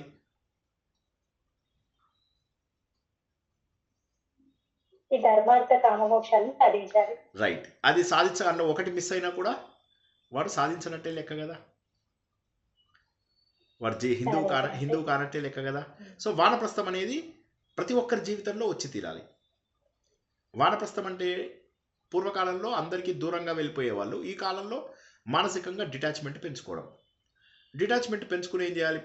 మీరు ఇప్పుడు మనవరాలని పెంచుతారనుకో, మనవరాలని పెంచితే ఆ ప్రేమ తగ్గుతుందా? బంధాలు తగ్గుతాయా? బంధాలు ఇంకొక పెంచుకున్నట్లేదా? గృహస్థాశ్రమంలోంచి మళ్ళీ ఒక అంటే నువ్వు చాలా దాదాపు రెండేళ్ళు మిస్ అయినందుకు మళ్ళీ చెప్పాలి. ఇందులో ఉన్న వాళ్ళందరికీ ఇవన్నీ తెలుసు అర్చన. నేను జస్ట్ వాళ్ళందరినీ ఎందుకు నోరు నొక్కేస్తున్నానంటే because you are not part of the group for some quite long time. So అందుకోసం అని చెప్పేసి I'm trying to explain you at a length, at length. Okay. So ఇప్పుడు ఏమవుతుంది, ఇక్కడ మనకి బంధాలని ఒక గృహస్థాశ్రమం నుంచి బయటకు వచ్చాం. కొడుకు కోసం ఏం చేసాం మనం? ముందుగా కొడుకు పుట్టాలి. కొడుకు పుట్టిన తర్వాత పిల్లాన్ని స్కూల్లో జాయిన్ చేయాలి. స్కూల్లో జాయిన్ చేసిన తర్వాత వాడికి జ్వరం వస్తే బాధపడాలి, దెబ్బలు తగిలితే బాధపడాలి, ఇవన్నీ చేయాలి. చేసిన తర్వాత ఇవే చేసి వాడు పిల్లాడవుతాడు, పెద్దాడవుతాడు, వాడికి జాబ్ రావాలి. జాబ్ వచ్చిన తర్వాత మంచి పిల్లని చూసి పెళ్లి చేయాలి. మంచి పిల్లని చూసి పెళ్లి చేసిన తర్వాత మళ్ళీ వాళ్ళకి పిల్లాడో ఒక కాయ రావాలి. ఇవన్నీ పెట్టుకొని వెళ్తాం. ఇప్పుడు ఇదే స్థాయిని మన వాళ్ళ మీద చేస్తాం, మనం ఇంకెక్కువగా చేస్తాం. ఎందుకంటే అసలు కంటే వడ్డీ బాగుంటుంది. మన వయసులో ఉంటాం. మన పిల్లలు పుట్టినప్పుడు ఎలా ఉంటుందంటే మనము రకరకాల గృహంలో, తర్వాత బయట వ్యాపారంలో, తర్వాత ఉద్యోగంలో బిజీగా ఉండడం వల్ల మన పిల్లల్ని ఎక్కువగా ఎంజాయ్ చేయలేము. కానీ ఎప్పుడైతే మనవరాళ్ళు వస్తారో అప్పుడు ఆ దశను చాలా ఎంజాయ్ చేస్తాం. వాళ్ళు కదిలినా, నించున్నా, కూర్చున్నా, ఏం చేసినా ఎంజాయ్ చేస్తారు. మా పిల్లాడిని మేము అమెరికాకి తీసుకెళ్ళలేదన్నమాట. అమ్మ వాళ్ళ దగ్గరే ఉంచాం. వాడంటే చాలా అటాచ్మెంట్ ఉందని చెప్పేసి నేను భార్య వెళ్ళిపోయాం. అక్కడికి వెళ్ళిన తర్వాత ఇంకా పిల్లాడు కూడా వస్తే బాగుండు, అవన్నీ ఎంజాయ్ చేస్తాడని పిలిపించుకున్నాం. అమ్మ వాళ్ళని పిలిపించి పిల్లాన్ని మా దగ్గర వదిలేసి అమ్మ వాళ్ళు వెనక్కి వచ్చారు. చాలా రోజుల పాటు మా అమ్మ కోలుకోలేకపోయింది. పడుకునేటప్పుడు పక్కన మనవాడు ఉన్నాడు, ఎట్లాగా మనవాడు. మా అమ్మకి అలా అనిపించేది, అయ్యి బాబాయ్ పిల్లాడు మంచం మించి పడిపోతాడేమో అనే బెంగ, దీన్ని అడ్డం పెట్టుకునేది.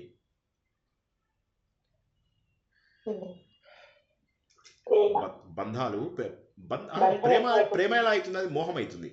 ప్రేమ అనేది ఇప్పుడు నువ్వు చేసినవే మళ్ళీ చేస్తున్నావు. గృహస్థాశ్రమంలోకి ప్రయాణం చేస్తున్నావు, కరెక్టేనా? గృహస్థాశ్రమంలోంచి వానప్రస్థంలోకి ప్రయాణం చేయాలి, కానీ గృహస్థాశ్రమంలోకి ప్రయాణం చేస్తున్నావు. ఇప్పుడు వానప్రస్థంకి ఎప్పుడు వెళ్తాం? 90 ఏళ్ళ వరకు వానప్రస్థంకి వెళ్ళవు. 90 ఏళ్ళలో ఇప్పుడు మా పెద్దమ్మ గారు ఒకరు వెళ్ళిపోయేటప్పుడు ఆవిడ బాధ ఏంటంటే మునిమన్మడువే పెళ్లి చూడలేదని ఆవిడ బాధ. సో కాబట్టి సంసారం లోపల ఇందులో ఏమవుతుందంటే యయాతికి తనకు యవ్వనం సరిపోదు. 2 భార్యలు ఉంటారు. ఒకరేమో మంచి క్షత్రియ కన్య, ఇంకొకరేమో మంచి బ్రాహ్మణ కన్య. సో అద్భుతమైన జీవితం గడిచిపోతూ ఉంటుంది. ఫుల్ రాసలీలలో నడిపేస్తూ ఉంటాడు, జీవితం అంతా ఎంజాయ్ చేస్తూ ఉంటాడు, పిల్లలు పుట్టేస్తూ ఉంటారు. ఇంకా ఎట్లా అంటే అసలు జీవితంలో సడన్గా పెద్దవాడైపోగానే బాధ అనిపిస్తుంది. అయ్యయ్యో ఏమిటి నేను వయసు వచ్చేసిందని చెప్పి బాధపడప్పుడు ఏం చేస్తాడంటే తను ఒక్కసారిగా ముసలితనాన్ని పోగొట్టుకోవాలి. వెళ్ళి మామగారిని అడుగుతాడు. మామగారు నేను నీ కూతురికి ఇవి శర్మిష్ఠ ఇద్దరు ఉన్నారు కదా, మరి ఇంకా కొన్ని రోజుల పాటు నేను సుఖాలను ఎంజాయ్ చేయాలనుకుంటున్నాను, సరిపోవట్లేదు, టైం సరిపోవడం లేదు. రోజుకు 24 అవర్స్ ఇచ్చి దేవుడు చాలా తప్పు పని చేశాడు. 48 అవర్స్ ఇచ్చి ఉంటే ఈ వైఫ్తో 24 అవర్స్, ఆ వైఫ్తో 24 అవర్స్, రాజ్యం కూడా వదిలేసి ఆనందంగా ఉండాలనుంది నాకు, ఏం చేయాలి చెప్పండి, టైం చాలా ఫాస్ట్గా అయిపోయింది అంటాడు. ఆయన అంటాడు, సరే ఒక పని చెయ్యి, నీ ముసలితనం ఎవరైనా నీ పిల్లలకి ఇచ్చేయి అంటాడు. పిల్లలు వెళ్ళి అడుగుతాడు. వాళ్ళందరూ షాక్ తింటారు. షాక్ తిన్న ప్రతి ఒక్కరికి శాపాలు పెట్టుకుంటూ పోతాడు. చివరికి లాస్ట్ లోపల పురుగు ఉంటాడు. వాడు భయపడతాడు, వీడు తండ్రి కాదు, వీడు పాపాత్ముడు, శాపాలు పెడుతున్నాడు అని చెప్పేసి. ఇలా ఉండదు కథ. కొద్దిగా నేను కావాలని మసాలా చెప్తున్నాను. సో భయపడిపోయి నా ముసలితనం తీసేసుకో అంటాడు. అనగానే అప్పుడు ముసలితనం తీసుకుని తర్వాత మళ్ళీ అనుభవించడం మొదలెడతాడు. అప్పుడు అర్థమవుతుంది ఏంటంటే గృహస్థాశ్రమం అనేది అగ్నికి ఆజ్యం పోసినటువంటిది. అగ్నికి ఆజ్యం పోస్తే అగ్ని అనేటటువంటిది చల్లారదు. కానీ మరి అగ్ని చల్లారదు, మరి చల్లారనప్పుడు ఎందుకు వెళ్ళిపోవాలి సార్? మేము ఏం తప్పు చేసాం వెళ్ళిపోవాలి అంటే that is the order of the world. ప్రపంచం యొక్క నియమం అదే. నువ్వు వెళ్ళిపోవాలి. ఇక్కడి నుంచి, ఈ జీవితం నుంచి వెళ్ళిపోవాలి. ఒక ముసలితనము, ఒక మరణము తప్పదు. జన్మ, మృత్యు, జర, వ్యాధి ఏవైతే ఉన్నాయో అవి తప్పవు. కాబట్టి ఈ ప్రపంచం నుంచి మనం వెళ్ళిపోవలసినటువంటిది ఖచ్చితము. కాబట్టి నీకు ఏదైతే ఉందో ఆ వెళ్ళడానికి కావాల్సినటువంటి సన్నద్ధత నువ్వు ఉన్నావా? నిన్ను నువ్వు రెడీ చేసుకున్నావా లేదా? Are you preparing yourself? Soujanya ఏమన్నా మాట్లాడాలా? అంటే బంధాలను పెంచుకున్నా తెంచుకోకపోయినా భగవంతుడు ఒకసారి బంధాలు తెంచేస్తాడు, తెంచి పారేస్తాడు, తెంపుకోకపోతే కోసి పారేస్తాడు. మనము సాధన ద్వారా మనం తెంచుకోవాలి. అర్చన అర్చన అర్చన బంధాలను పెంచుకోకూడదు అంటారు మీరు. సౌజన్య ఒక్క నిమిషం, సౌజన్య ఒక్క నిమిషం, అర్చన మాట్లాడు. బంధాలను పెంచుకోకూడదు, ఒక వయసు వచ్చిన తర్వాత తగ్గించుకునే ప్రయత్నమే చేయాలి అంటారు. అది అది ఎందుకంటే that is the order of the world. So if you don't do it, God will automatically do it, he will take care of it. కాబట్టి ఏంటంటే ఆయన కోసి పారేస్తాడు. అది మనం ఇక్కడ ఇచ్చితే పట్వని కోసేస్తాడు, అయిపోయింది, తెగిపోతుంది, బంధం తెగిపోతుంది. కాబట్టి ఏంటంటే ఈ ప్రపంచమే మాయ అయినప్పుడు ఈ ప్రపంచంలో ఇంకా బంధాలని మనం ముడివేసుకుంటూ కొత్త స్నేహితులను తయారు చేసుకుంటూ కొత్త ఇవన్నీ తయారు చేయడం అవసరమా? మరి ఎవరితో కలవాలి? ఆత్మీయులు, వాళ్ళని కొన్ని రోజుల పాటు ఉంటాం. ఈ ఈ ఈ స్వాధ్యాయం చేయడం అనేటటువంటి దానికి కొంత సత్సంగం అవసరం అవుతుంది. స్వ అధ్యాయం చేస్తూ, అంటే ఒంటరిగా ఉండి చేసుకోగలిగితే that is the best way. అయితే అంత పరిణతి వచ్చే జన్మలో వస్తుంది. ఈ జన్మలో ప్రవచనాలు వింటూ ఉంటే వచ్చే జన్మకు ఆ పరిణతి వస్తుంది.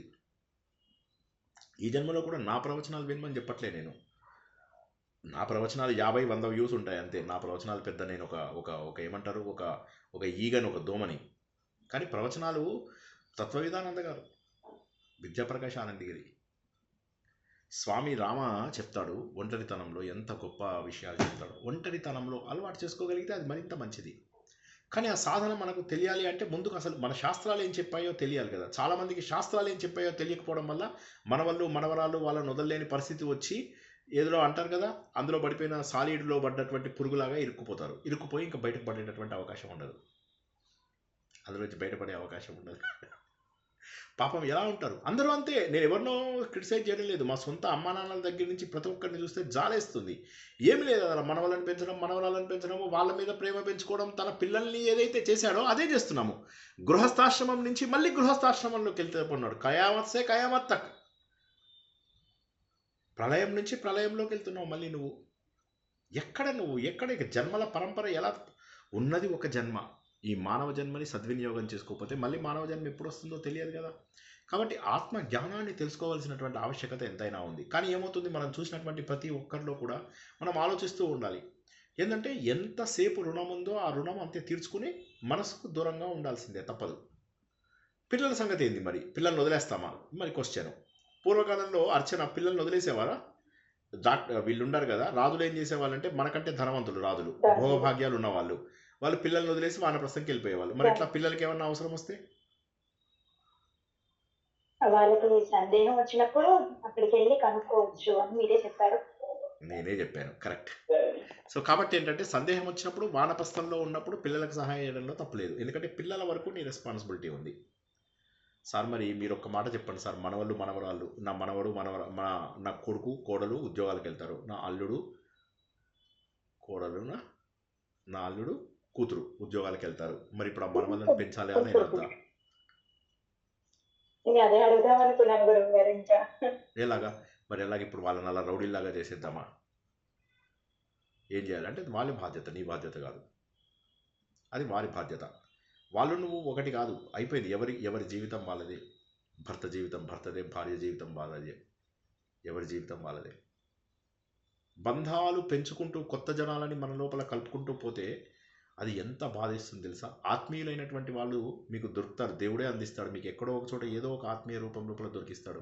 ఎవడైతే మిమ్మల్ని సరైనటువంటి డైరెక్షన్లో తిరుగుతాడో అటువంటి ఆత్మీయులు మీకు దొరికి తీరుతారు, సత్సాంగత్యం ద్వారా దొరికి తీరుతారు. కానీ మనం ఏం చేస్తాము అంటే మనం ఇష్టపడము. మనం ఏం చేస్తామంటే రక్తబంధాలతో ఏర్పడిన మరిన్ని దేహాలు, ఆ దేహాలతో బంధాలు ఏర్పాటు చేసుకుంటాం. మన ద్వారా తయారైన దేహాలు, ఈ దేహాల ద్వారా తయారైన దేహాలు, ఆ దేహాల ద్వారా తయారైన దేహాలు. మునిమన్వాడికి నువ్వెవరో కూడా తెలియదు. కొన్నాళ్ళకి చచ్చిపోతే ఏడవని కూడా ఏడవాడు. మునిమన్వాడేంది, మనవడే ఏడవాడు. కానీ వాళ్ళ కోసం ఎట్లా అంటే, నేను అమెరికాకి వెళ్ళాను, కొడుకే ఏడవాడు, అఫ్కోర్స్ కొడుకే ఏడవాడు. కోడలను అడుగుతారు, మీ అత్తగారు చచ్చిపోయితే ఏం చేద్దామా, ఆవిడని కాలుద్దామా పూడుద్దామా అంటే, రెండు చేద్దామండి, రిస్క్ తీసుకోలేము సో అంటుంది అనమాట. సో ఎందుకోసం అంటే అంతంత పగలు అంతంత ద్వేషం పెంచుకొని అంతంత ఇది ఉంచి వీళ్ళ దగ్గర ఇవన్నీ చేస్తూ ఉండాల్సిన అవసరం ఏముంది? మరి ఏం చేయమంటారు సార్? ఇప్పుడు ఆ స్టేజ్కి వచ్చేసాం, కొంతమంది ఆ స్టేజ్కి వచ్చారు, ఆ స్టేజ్కి రాని వాళ్ళకి అలా ఏమి ఉండరు, అలా ఉండరేమో సార్ ఎక్కువ మంది. సౌజన్య నీ మాట అర్థం కాలేదు, మళ్ళీ ఒకసారి చెప్పవా? అంత క్రూరంగా ఆలోచన ఉండదేమో సార్ అంటున్నా. కాల్చటం పూడ్చేయటం రెండు చేయమనడం అలా అంటే ఆ మాట అన్నప్పుడు అప్పుడే నవ్వి సార్ అలా ఉండరు సార్ అనాలి. ఆహా. అదే అదే అందుకే చెప్తున్నా సార్. కాదు కాదు, ఆ మాట అన్నాక నేను 3 సెంటెన్స్లు అన్నాను. ఒక్కసారి సత్యప్రభ గారు కొంచెం గ్యాప్ మాట్లాడండి. వచ్చింది సార్, గ్యాప్ వచ్చింది ఇప్పుడు సార్. మీరు చేసింది తప్పు. నేను ఉదాహరణకి నేను అసలు మనిషినే కాదు అవును అన్నాను. సార్. వినండి, నేను మనిషినే కాదు మీరు అన్నాను. మనిషి- వినండి, మీరు నేను దేవుడు సార్. వినండి, నేను మనిషినే కాదు, నేను పశువుని అన్నాను. ఆ తర్వాత నేను చెప్తున్నాను ఇట్లా రాముడు దేవుడు, కృష్ణుడు దేవుడు, వీళ్ళందరూ దేవుడు అంటే మీరు అవును అన్నారు. అంటే నేనేమనుకుంటాను, నన్ను దేవుడు అన్నారు అనుకుంటాను. కానీ మీరు యాక్చువల్లీ మీరు నన్ను ఎప్పుడు అవును అన్నారంటే నేను ముందు చెప్పాను నేను పశువుని అన్నప్పుడు అవును అన్నారు. అంత గ్యాప్ ఇచ్చాను. లేదు సార్. అంత గ్యాప్ ఇస్తే ఎట్లాగా? అట్లా అంత గ్యాప్ ఇవ్వద్దు.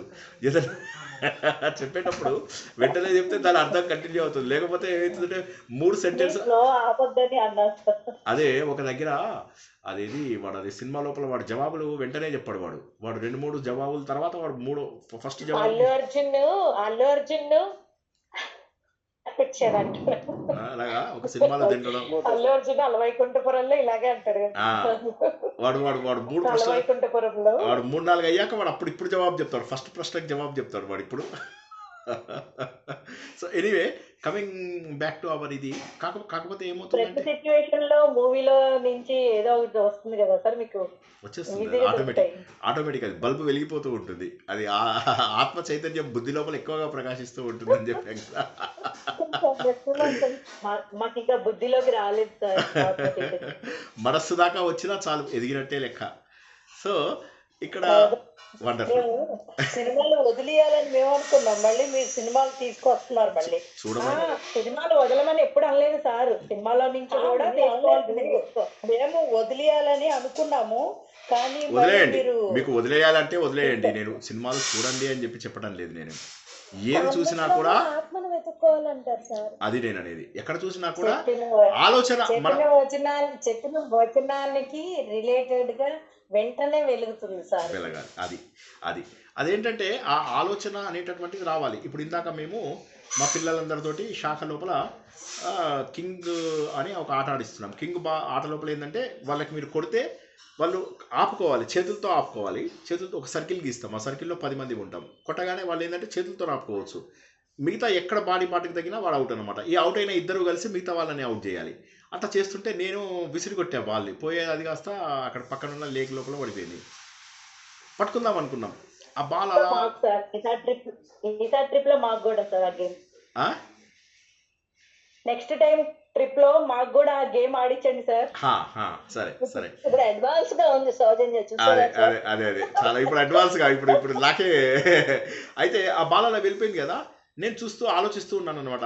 ఆ బాల్ దగ్గరికి వస్తుందేమో పట్టుకుందామని చూసాం, నీళ్ళలో ఉంది. అయితే అవి మంచి నీళ్ళు కావు. సో పిల్లలు దిగబోతుంటే ఆపేశాను అనమాట. ఎవరిని దిగకుండా 10-15 మంది పిల్లలు ఉన్నారు, ఆపేశాను. నేను వెళ్ళలేదు. అది కాక మేము దగ్గరికి వస్తుందేమో చూద్దామని అది వెళ్తోంది కొద్దిసేపు. అది ఆ నీళ్లు కదిలే నీళ్ళు కాదు, స్టేబుల్ వాటర్, కానీ దూరంగా వెళ్తుంది. కొద్దిసేపటికి కనిపించినంత దూరం వెళ్ళిపోయింది. కదలని నీళ్ళల్లో ఒక బాల్ నాకు దూరంగా వెళ్ళిపోయింది. అంటే ఆ బాల్ తోటి మాకు సంబంధం వెళ్ళిపోయింది. మొన్న మధ్యనే పిల్లల కోసం కొన్నాను ఆ బాల్. సో ఆ బాల్తో కూడా సంబంధం వెళ్ళిపోయింది. ఏ వస్తువు కూడా ఎక్కువ సంబంధం లేనిదే మన దగ్గర ఉండదు. మనతో అవసరం లేనటువంటిదే వస్తువులు కానీ మనుషులు కానీ ఎవరు మనతో ఉండరు. ఈ విషయాన్ని అందరూ గుర్తుంచుకోండి. అటువంటి వాటి కోసమై ఎందుకు తాపత్రయపడాలి? అటువంటి రుణానుబంధ రూపేణ ఎందుకు అటువంటి వాటి కోసం తాపత్రయపడాలి? ఇలాగా జీవితంలో జరుగుతున్నటువంటి ప్రతి ఇన్సిడెంట్లో కూడా ఆలోచించగలిగితే, ఇవాళ ఇన్సిడెంట్లు 3 నేను ఆత్మజ్ఞానం చెప్పగలిగాను. అలాగా నేను చెప్పేది ఏంటంటే ఆత్మ దర్శనం ఎప్పుడు అవుతుంది అంటే ప్రతి దాంట్లోపల మనం గుర్తించగలిగినప్పుడు. ఈ సత్యాన్ని గుర్తించారా? ఇప్పుడు ఆ బాల్ దూరం వెళ్ళింది. ఆఫ్టర్ ఆల్ బాల్ ఎంత? 700-800 రూపాయల బాలు. కానీ దానికి నేనేమనుకున్నాను, అరే చూసావా దీంతో రుణం అయిపోయింది. ఇదే నేను ఇంతకుముందు ఒకసారి మీకు చెప్పాను, జ్ఞాపకం ఉందా? నేను ఒమహాలో ఉన్నప్పుడు నాకు ఒక టోపీ నేను ప్రైజ్లో గెలుచుకుంటే ఆ ప్రైజు మా ఫ్రెండ్ వాళ్ళ ఇంటికి వెళ్తే అక్కడ పోయింది, క్యాప్ పోయింది. పోతే ఆ తర్వాత అది ఫోటోలో కనిపిస్తే నేను ఆ ఫోటో కూడా మీకు షేర్ చేస్తాను. హెచ్బిఓ అని ఉంటుంది అనమాట. దాని మీద చూసి అరే ఇప్పటిదాకా నాతో ఉంది అంటే అయిపోయింది, రుణాను ఆ బంధం తీరిపోయింది. బంధం తీరిపోయాక వస్తువు కూడా నీతో ఉండదు. ఎందుకయ్యా ఇంత తాపత్రయం పడతావు? కాబట్టి ఆత్మస్వరూపాన్ని తెలుసుకున్నట్లయితే అది నీలోనే ప్రకాశిస్తుంది అని తెలుసుకున్నట్లయితే ఇంకా ఎవ్వరూ అవసరం లేదు నీకు. ఆలోచన ద్వారా కనుక నువ్వు ఆత్మస్వరూపాన్ని కనుక తెలుసుకోగలిగినట్లయితే అప్పుడు ఆనందంగా ఉంటావు. బాధ్యతలు కూడా చేస్తుంటావు, కానీ బాధ్యతలు చేసినా కూడా ఇంకా ఉత్సాహంగా చేస్తావు. ఉదాహరణకి భగవద్గీత లోపల ఆ శ్లోకం లోపల మనం ఏం చెప్పాము? ఎవడైతే తన బాధ్యతలను అత్యద్భుతంగా చేస్తాడో, ఇదే విషయాన్ని 12వ అధ్యాయంలో కూడా మీరు తెలుసుకున్నారా లేదా? ఉత్సాహంగా చేయాలి. దక్ష సార్ 12వ అధ్యాయంలో ఇవాళ నేను విన్న దాంట్లో నేర్చుకున్నది ఏంటంటే ఎవరి మీద ఇందాక ఒక మేడం అన్నారు కదా, ప్రేమ అనేది కూడా లేదు, ప్రేమను ఎక్కడ వదిలేసుకోమని చెప్పలేదు. అందరిలోనూ నేనే ఉన్నాను, అన్ని నేనే ఉన్నాను. ఇంతమంది మీద అంటే నీ పిల్లలు, భర్త, తల్లిదండ్రి అందరి మీద ఏదైతే ప్రేమ చూపిస్తున్నావో ఆ ప్రేమ మొత్తాన్ని భగవంతుడి పైకి మళ్లించడమే భక్తి. సో ఏదైతే మనము ఎవరి మీద అయితే చూపిస్తున్నామో సో ఇవన్నీ కూడా ఎప్పటికైనా రుణానుబంధం మనం వదులుకొని వెళ్ళిపోతుంది. చివరికి శాశ్వతము ఆ చైతన్యం ఏదైతే ఉందో దాన్ని నువ్వు ప్రేమించడం మొదలు పెట్టడం స్టార్ట్ చేయడమే సాధన మొదలైనట్లు అనేసి. అంటే వివరించబడినదిగా ఉన్న ప్రేమని ఏకీకృతం చేసి భగవంతుడి మీదనే ఏకీకృతం చేసి చూపించే ప్రేమనే నిజమైన భక్తి అని చెప్పి చెప్పుకోగలిగాం. ఇక్కడ మనం గుర్తుంచుకోవాల్సినటువంటి విషయం ఏంటంటే మనకి ఇక వేరే జ్ఞానం అవసరం లేదు. ఆత్మజ్ఞానం వచ్చిన తర్వాత మిగతావన్నీ కూడా ఆటోమేటిక్గా క్లియర్ అయిపోతూ ఉంటాయి. మనము భగవద్గీత లోపల ఏం చెప్పుకున్నాము? దక్ష శుచిర్ దక్ష. దక్ష అంటే ఏంటి? క్యాపబుల్ పర్సన్ అనే కదా మీనింగ్. ఎస్ఆర్ను ఒక వ్యక్తి దక్షత నైపుణ్యం కలిగిన వాడు అని చెప్పే కదా మీనింగు. అచ్చా, 18వ అధ్యాయంలో కూడా మనం ఏమని తెలుసుకున్నాం? 18వ ధృతి ఉత్సాహము అని చెప్పేసి తెలుసుకున్నాం. జ్ఞాపకం ఉందా? ధైర్యంగాను ఉత్సాహంగాను పనిచేస్తాడు. సో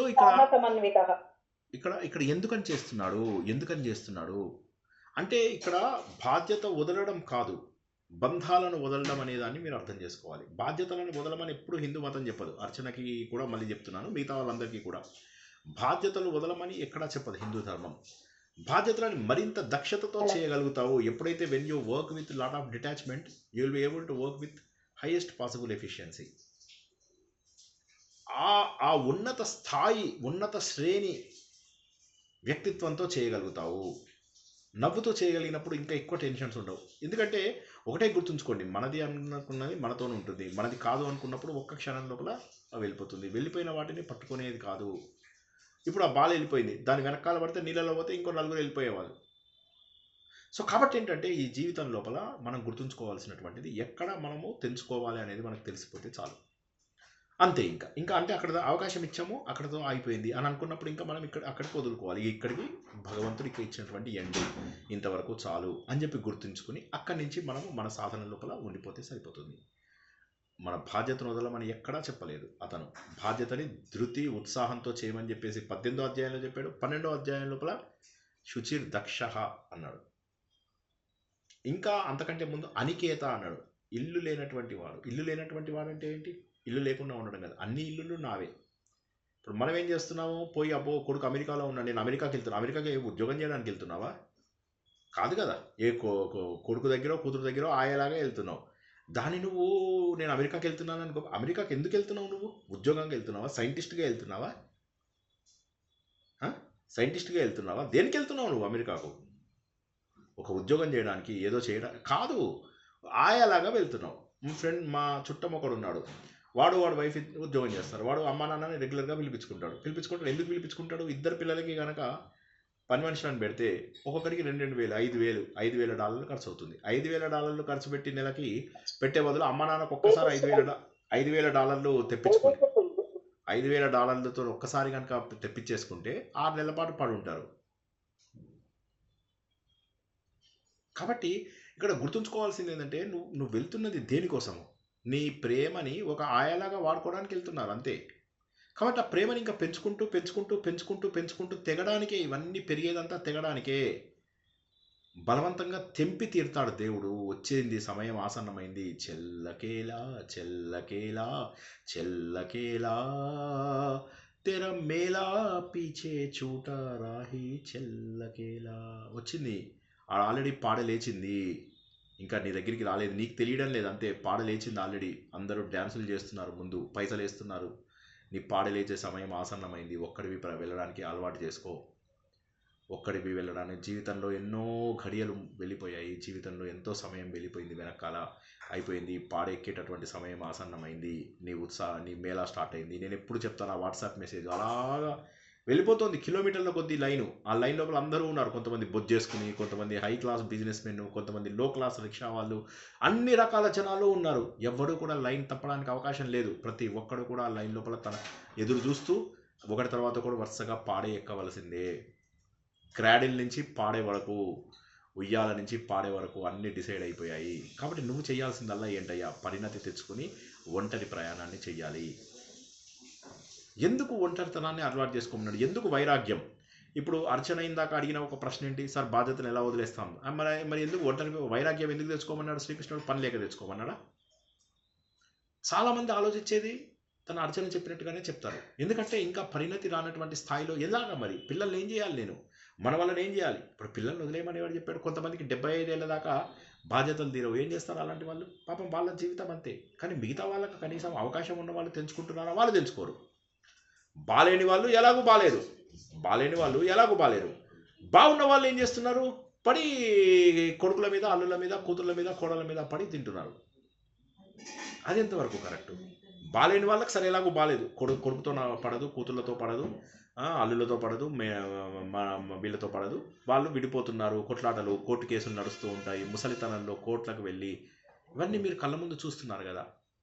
కాబట్టి ఏంటంటే ఆత్మజ్ఞానం వైపు కనుక మళ్ళినట్లయితే వీటన్నిటికీ కావాల్సిన శక్తి రావడం కాకుండా భగవంతుడు ఏమన్నాడు, అనన్య భక్తితో నన్ను పూజించేవాడిది యోగక్షేమంలో నేనే చూసుకుంటాను, యోగక్షేమం భామ్యం, తనే చూసుకుంటాడు. అదిగాక ఏమంటున్నా ఆయన, జన్మ మృత్యు జరా వ్యాధి నుంచి జన్మ మృత్యు కాదు, జరా వ్యాధుల నుంచి దూరం చేసే బాధ్యత నాది అని చెప్పాడు. ఎప్పుడైతే నువ్వు మనస్ఫూర్తిగా ఆత్మజ్ఞానాన్ని తెలుసుకుంటావో, ఎప్పుడైతే ఆత్మజ్ఞానం వైపు నువ్వు కదులుతూ వెళ్తావో, భగవంతుడు నీకు ముసలితనము, రోగాల నుంచి కాపాడేటటువంటి బాధ్యత భగవంతుడిదే. అంటే భగవంతుడిని కూడా ఇక నమ్మే స్టేజ్లో లేము. దానికి కారణం ఏంటంటే ఇందాక ఆవిడ అన్నారు కదా, మాయ. దానికి మాయ పెడతారా, మా మీద మాయ గమ్మేసిందండి. మాయ అంటే ఏంటి? మా లేదు, యా యత్, ఏదైతే ఉన్నదో, ఏదైతే ఉందో అది లేదు, ఏదైతే లేదో దాని గురించి నువ్వు ఎక్కువ మోహాన్ని పెంచుకోవడమే మాయ. నచత్వం నచాహం నచాయం ప్రపంచ అని చెప్పి నేర్చుకున్నాం. నువ్వు లేవు, నేను లేవు, అవన్నీ వదిలేసేయి. ఈ ప్రపంచమే లేదు, గొడవ లేదు, ఇక వదిలేసేయి. కాబట్టి ఏంటంటే ఈ ఆత్మకు మరో దీపం అవసరం లేదయ్యా. ఈ ఆత్మ గనక ఏదో ఆత్మ ఉందా లేదా అని తెలుసుకోవడానికి నీకు ఎవడో వచ్చి ఆత్మజ్ఞానం ఇవ్వక్కర్లే. ఆ ఆలోచన నీ లోపల క్రియేట్ చేయగలిగితే చాలు. ఇప్పుడు నేను చేస్తున్నదల్లా కూడా ఆత్మజ్ఞానమే. స్వబోధే నాణ్యబోధేచ్ఛ బోధరూపతయాత్మనః న దీపస్యాన్యదీపేచ్ఛ యథా స్వాత్మ ప్రకాశనే. ఆత్మ అనేటటువంటిది స్వయం ప్రకాశము. ఆత్మ అనేటటువంటిది స్వయం ప్రకాశము. వేరొక దీపం అనేటటువంటిది నీకు అవసరం లేదు. తనను తాను తెలుసుకోవడం కోసం అని చెప్పేసి వేరొక జ్ఞానం అవసరం లేదు. ఒక దీపం ఒక దీపం వెలుతురు లోపల తనంతట తాను చూసుకోగలుగుతుంది. ఆ దీపం వెలుగుతుందా లేదా అని ఇంకొక దీపాన్ని పెట్టి చూపించాల్సిన అవసరం లేదు. అది వెలుగుతోంది. ఆత్మ స్వయంగా జ్ఞాన స్వరూపమే. ఒక దీపాన్ని చూడడానికి ఇంకో దీపాన్ని పెడతామా? మనము పెట్టము. అలాగే ఆత్మను తెలుసుకోవడానికి ఇంకా ఏది అవసరం లేదు, మరొక జ్ఞానం అవసరం లేదు. జ్ఞానం అనేది పొందేది కాదు, you are already having it, you already have it. జ్ఞానం అనేటటువంటిది నీ దగ్గర ఉంది. అజ్ఞానంతో కమ్మేసావు దాన్ని, అంతే. అజ్ఞానం ఎందుకు వచ్చింది? ప్రశ్నలు అడగకపోతే వచ్చినటువంటిది అజ్ఞానం. తప్పైనా సరే ప్రశ్నలు అడగాలి. ఇప్పుడు ఇందాక అర్చన అడిగినట్టుగా ఏమైంది సార్, ఏముంది సార్, బాధ్యతలు తీసుకోకపోతే ఎట్లా సార్? వాళ్ళని కూడా మీరు మభ్యపెట్టడమే కాకుండా, మీ అమ్మ నాన్నని బాధ పెట్టడమే కాకుండా మీరు ఏం చేస్తున్నారు? మీ అమ్మ నాన్నని బాధ పెడుతున్నారు అండ్ వాళ్ళని ఎదగకుండా చేస్తున్నారు. మీ జీవితంలో రేపు మీరు నాశనం అయిపోతారు. గుర్తుంచుకోండి, ఎంతసేపు కూడా ఈ తప్పు దారిలో వెళ్ళకండి. ఒక వెళ్ళకండి అనేటటువంటి విషయాన్ని ఆయన చెప్తున్నారు. తర్వాత శ్లోకం లోపల నిషిధ్య నిఖిలోపాధి నేతి నేతీతి వాక్యతః విద్యాద్యైక్యం మహావాక్యై జీవాత్మ పరమాత్మనో. విడదీద్దాం. నిషిధ్య, జాగ్రత్తగా వినండి, ఇది తర్వాత శ్లోకం. ఇది శ్లోకం నంబర్ ఎంత అంటే, ఒక్క నిమిషం నన్ను చూసుకొనియండి. 30వ శ్లోకం. 30వ శ్లోకం. 30. నిషిధ్య, నేను దాన్ని విడ తీసుకుంటూ చదువుతాను. నిషిధ్య నిఖిలోపాధీన్, నిఖిల ఉపాధిన్, నిషిధ్య నిఖిల ఉపాధిన్, నిషిధ్య నిఖిల ఉపాధిన్. నేతి నేతి ఇతి వాక్యతః, నేతి నేతి ఇతి వాక్యతః విద్యాదైక్యం, విద్యాత్ ఐక్యం, విద్యాదైక్యం అంటే విద్యాత్ ఐక్యం, విద్యాత్ తెలుసుకుంటావు, విద్యాత్ తెలుసుకుంటావు, ఏం తెలుసుకుంటావు? ఐక్యం మహావాక్యై, మహావాక్యాలు ఏవైతే చెప్తున్నాయో తెలుసుకుంటావు. ఏమని తెలుసుకుంటావు? జీవాత్మ పరమాత్మను, జీవాత్మే పరమాత్మ అన్నటువంటి విషయాన్ని తెలుసుకుంటావు. ముందు బ్రేక్ డౌన్ అర్థం కాని వాళ్ళు అడగండి, మీనింగ్ చెప్తాను. నిషిధ్య నిఖిలోపాధీన్ నేతి నేతి వాక్యతః విద్యాదైక్యం మహావాక్యై జీవాత్మ పరమాత్మనో. విడదీశాను. నిషిధ్య విడదీశాను. నిఖిలోపాధీన్, నిఖిల ఉపాధీన్, నిఖిల ఉపాధీన్. నేతి నేతి న ఇతి, న ఇతి ఇతి వాక్యతః, నేతి నేతి ఇతి వాక్యతః, న ఇతి న ఇతి ఇది వాక్యతః, ఇది లేదు ఇది కాదు అనే వాక్యం ద్వారా. విద్యాత్ తెలుసుకుంటావు, ఐక్యం ఒకటే అని. ఏది ఒకటే అని? మహావాక్యాలు చెప్పినటువంటి మహావాక్యై, మహావాక్యముల ద్వారా తెలుసుకున్నది. ఏం తెలుసుకున్నావు మహావాక్యాల ద్వారా? జీవాత్మ పరమాత్మను. ముందు పదచ్ఛేదం అర్థమైందా? శ్లోకంలోకి వెళ్ళిపోదాం. నిషిధ్య అంటే చెప్తా, అర్థం చెప్పలేదు నేను ఇంకా. ముందు first okay sir, okay. So ఇప్పుడు మనము పదచ్ఛేదంది మనం మీనింగ్ తెలుసుకుందాం. నిషిధ్య, నిషిద్ధం అంటే ఏంటి? నిషేధం, తొలగింపబడిన, తీసేయబడినటువంటి, తీసేయబడిన, తొలగించబడినటువంటి, నిరాకరించిన. నిషేధము అంటాం కదా, నిషేధంని నిషిధ్య అంటే నిషేధింపబడిన, తొలగింపబడిన, తీసేయబడిన, నిరాకరించబడినటువంటి. నిఖిల ఉపాధి, నిఖిల అంటే ఈ నిఖిల జగత్తుకు భగవంతుడు, నిఖిల అంటే మొత్తం అని చెప్పి, టోటల్ నిఖిల జగత్తుకి మొత్తం సమస్తము. నిఖిలము అంటే సమస్తం అని రాసుకోండి, నిఖిలము అంటే సమస్తం అని చెప్పి రాసుకోండి. ఉపాధీన్, ఉపాధీన్ అంటే వృత్తులు, ఉపాధీన్ అంటే ఈ మనస్సు, శరీరము, బుద్ధి, అహంకారము, నువ్వు, ఇవన్నీ ఏవైతే ఉన్నాయో ఇవన్నీ ఉపాధులు. ఉపాధులు అంటే రోల్స్. ఉపాధి, నువ్వేం ఉపాధి చేస్తున్నావు? సాఫ్ట్వేర్ ఉపాధి చేస్తున్నావు. నువ్వేం చేస్తున్నావు? హోమ్ మేకర్ ఉపాధి చేస్తున్నావు. నువ్వేం చేస్తున్నావు? టీచర్ ఉపాధి చేస్తున్నా. అలాగే శరీరం ఒక బాధ్యత తీసుకుంటుంది, బుద్ధి ఒక బాధ్యత తీసుకుంటుంది, మనస్సు ఒక బాధ్యత తీసుకుంటుంది, అహంకారం ఒక బాధ్యత తీసుకుంటుంది. ఈ అన్ని ఉపాధులను నిరాకరించు. సమస్త ఉపాధీన్ నిషిధ్య, నిఖిల ఉపాధీన్ నిషిధ్య. నిఖిల సమస్త ఉపాధీన్ ఉపాధులను, ఏమేమి ఉపాధులు? శరీరం అనేది ఒక ఉపాధి, మనస్సు అనేది ఒక ఉపాధి, డ్యూటీ. మనస్సు ఒక పని చేస్తుంది, శరీరం ఒక పని చేస్తుంది, ఇంద్రియాలు ఒక పని చేస్తాయి, ప్రాణం ఒక పని చేస్తుంది, బుద్ధి ఒక పని చేస్తుంది, అహంకారం ఒక పని చేస్తుంది. నిషిధ్య తీసేసేయి, నిషేధించు వాటన్నిటిని. ఎలా నిషేధించాలి? నేతి నేతి నా ఇతి, నా ఇతి, నేతి నేతి ఇతి, నేతి నేతి అనుకోవయ్యా. ఇతి అంటే ఈ విధంగా, నేతి నేతి ఇతి, ఇది కాదు ఇది కాదు, ఇది ఈ విధంగా, నేతి నేతి ఇతి, ఇది కాదు ఇది కాదు అని అనుకో, ఇది కాదు ఇది కాదు, నేతి నేతి ఇతి అంటే ఇవి కావు అని చెప్పేసి అనుకోవాలి. అనుకుని ఏం తెలుసుకోవాలి? మహావాక్యాలు ఏవైతే చెప్తున్నాయో నీకు, వాక్యతః ఏం చెప్తున్నాయో ఆ వాక్యాలు నీకు. విద్యాత్, విద్యాత్ అంటే తెలుసుకో. నువ్వు ఏం తెలుసుకుంటావు? ఐక్యం, జీవాత్మ పరమాత్మ, జీవాత్మ పరమాత్మ ఐకత్వం, అభేదం, ఏకత్వం గురించి, జీవాత్మ పరమాత్మ ఏకత్వం గురించి మన మహావాక్యాలు చెబుతున్న మాటని నువ్వు గుర్తు తెచ్చుకోవాలి. అంటే ప్రతిదాన్ని వదిలేయి. నువ్వు ఇప్పుడు నేను శరీరాన్ని అనుకున్నావు అనుకో, నేను శరీరాన్ని కాదు, ఎందుకంటే నేను ఈ శరీరాన్ని వదిలేస్తున్నాను. నేను మనస్సును కాదు, ఇది రాత్రిపూట వదిలేస్తున్నాను. బుద్ధి, ఇది రాత్రిపూట వదిలేస్తున్నాను. మాకు సహజంగానే బుద్ధి లేదు సార్. మీరు అట్లా అనకండి సార్, మనస్సు ఉన్నది కానీ బుద్ధి లేదు సార్ మాకు, ఇంకా అంత లేదు అని చెప్పి శ్రీనాథ్ స్టూడెంట్స్ అన్నారట.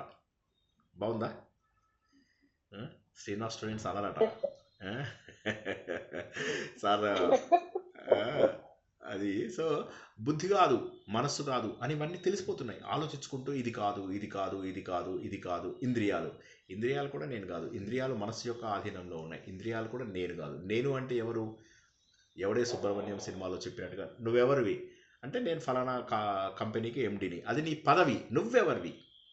నేను ఎంబీఏ, అది నీ చదువు. నువ్వెవరివి? ఫలానా తండ్రి, అది నీ తల్లిదండ్రులు ఎవరో చెప్తున్నావు. నువ్వెవరివి? ఇది ఇది కాదు, ఇది నీ శరీరం. లేదు నేను ఈ శరీరానికి డెసిషన్ తీసుకునే మనస్సు బుద్ధి, అది నీ మనస్సు బుద్ధి. నువ్వెవరివి? నువ్వెవరివో తెలుసా? గుర్తుంచుకో. మన మహావాక్యాలు ఏం చెప్పాయి? అహం బ్రహ్మాస్మి, తత్వమసి, అయమాత్మ బ్రహ్మ, ప్రజ్ఞానం బ్రహ్మ, సర్వం కలివిదం బ్రహ్మ. ఈ మహావాక్యాల ద్వారా విద్యాత్ తెలుసుకోవయ్యా. ఏం తెలుసుకుంటావు? జీవాత్మ పరమాత్మల యొక్క ఐక్యం. జీవాత్మ పరమాత్మను ఐక్యం, జీవాత్మ పరమాత్మల యొక్క ఐక్యం విద్యాత్. జీవాత్మ పరమాత్మను ఐక్యం విద్యాత్. వాటి యొక్క వాక్యాల ద్వారా, వేటి వాక్యాల ద్వారా? మహావాక్యాలు.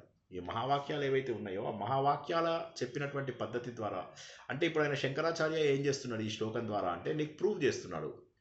తన మాటలు కాదు ఇది, నేను చెప్తున్నది శృతి ప్రమాణం ఉన్నది దీనికి. శృతి ప్రమాణం అంటే వేద ప్రమాణం ఉంది దీనికి. వేద ప్రమాణం ప్రకారం బాబు నువ్వు నేను శరీరం కాదు, మనస్సు కాదు, బుద్ధి కాదు, ఇది కాదు అని ఆలోచిస్తూ ఉండు కొన్ని రోజులకు. నేను శరీరం కాదు అని తెలిసిన తర్వాత శరీరం కాదు అనుకున్నప్పుడు శరీరంతో ఏర్పడిన బంధాలన్నీ వదిలేస్తావు.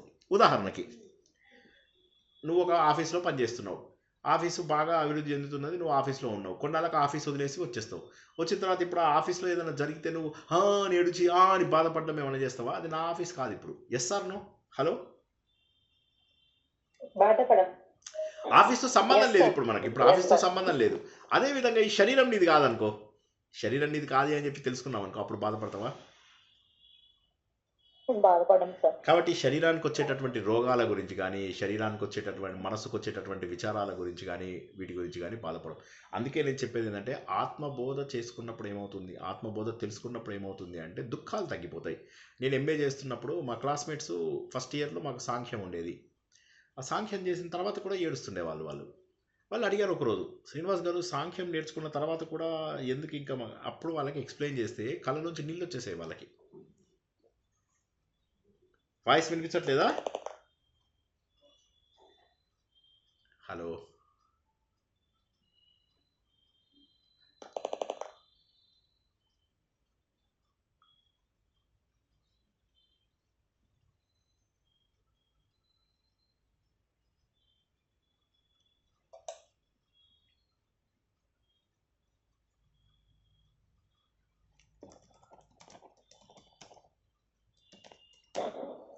అందరూ ఫాస్ట్గా జాయిన్ అవ్వండి. వినిపిస్తుందా? గొంతు వినిపిస్తుందా?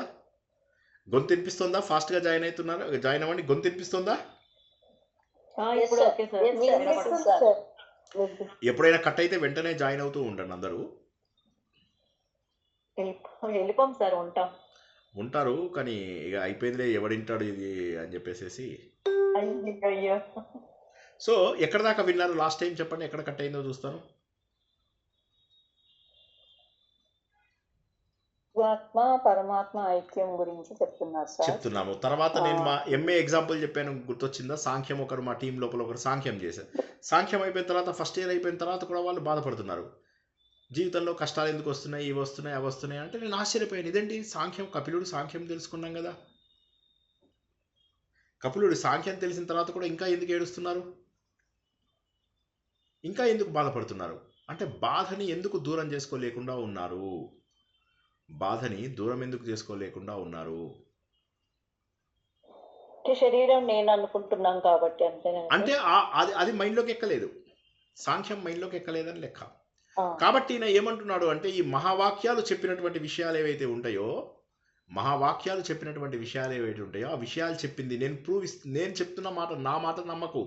మన శృతులు చెప్తున్న మాటను గుర్తుంచుకో. మన శృతులు చెబుతున్నటువంటి మాట ప్రకారము నువ్వు మనసు కాదు, బుద్ధి కాదు, ఇవన్నీ కాదు. మన శృతులు చెప్తున్నాయి నీకు చాలా గొప్ప విషయాలని చెప్తున్నావయ్యా. నా ఇతి అనుకో. నేతి నేను శరీరాన్ని కాదు, నేను మనస్సును కాదు, నేను బుద్ధిని కాదు. మరి ఏం చేయాలి? నేను శరీరాన్ని కాదు, ఇంద్రియాన్ని కాదు, మనస్సును కాదు, నేను బుద్ధిని కాదు, నేను అహంకారాన్ని కాదు. ఎందుకంటే ప్రతి దానికి ఉన్న లిమిటేషన్స్ చూస్తూ ఉండాలి. ఉదాహరణకు నేను బుద్ధిని కాదు అని ఎలా చెప్పగలం? ఒక ఆలోచన తెచ్చుకోవాలి. ఎలా తెచ్చుకోవాలి ఆలోచన చూద్దాం.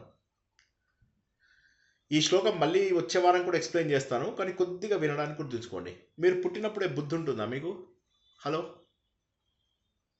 లేదు సార్, కొన్ని తర్వాత పెరిగిన తర్వాత చాలా రోజుల తర్వాత ఉంటుంది.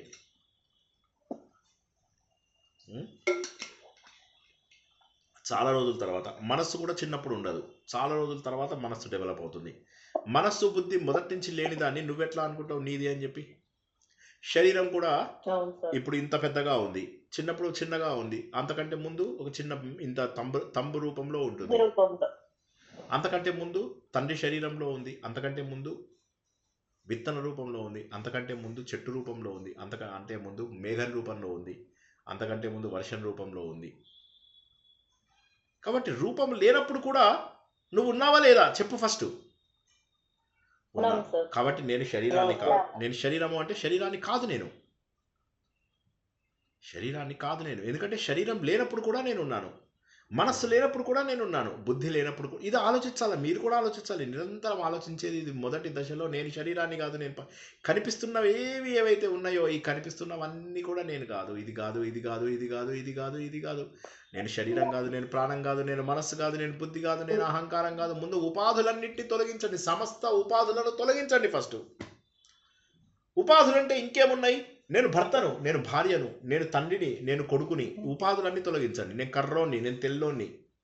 ముందు తొలగించండి, ముందు తొలగించండి. బృహదరాణ్యక ఉపనిషత్తు ఏం చెప్తుంది మనకు? నేతి నేతి నేతి అని. అదే ఇక్కడ చెప్తున్నాడు ఆయన.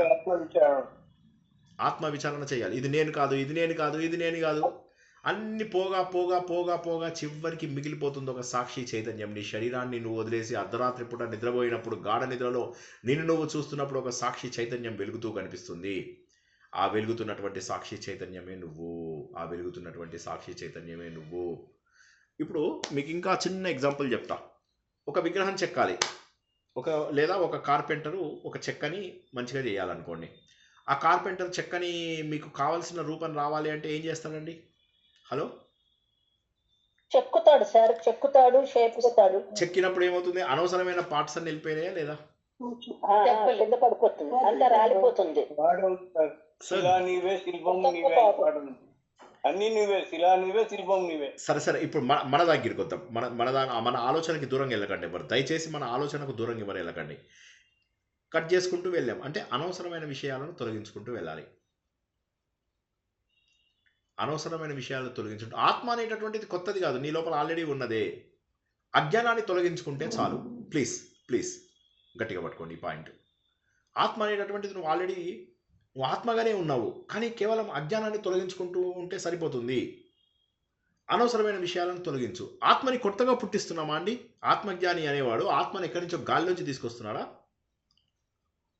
లేదండి, మనలోనే ఉన్నటువంటి ఆత్మనైనా వెలికి తీస్తున్నాడు అంతే. ఇది ఉంది అని చెప్పేసి ప్రూవ్ చేస్తున్నాడు. అది ఎట్లా అయితే ఒక శిల్పి కనుక ముక్కలు అన్ని అనవసరమైన ముక్కలన్నింటినీ ఏ విధంగానైతే వదులుచుకుంటూ వస్తున్నాడో, అట్లాగే ఆత్మజ్ఞాని కూడా తనలో ఉన్నటువంటి ఆత్మను వెలికి తీస్తాడు. ఒక శిల్పి విగ్రహం చెక్కుతున్నాడు, కార్పెంటర్ని పక్కన పెట్టేయండి, శిల్పి విగ్రహం చెక్కుతున్నాడు, రాయి లోపల అనవసరమైన ముక్కలన్నీ తీసేస్తాడు. సో ఆ విధంగా మనము పరిణతి చేసుకుంటూ మనకు అనవసరమైనటువంటి వస్తువులన్నింటినీ తొలగించాలి. ఆ అనవసరమైనటువంటి వస్తువుల లోపల దేహంతో ఏర్పడిన మరిన్ని దేహాలు.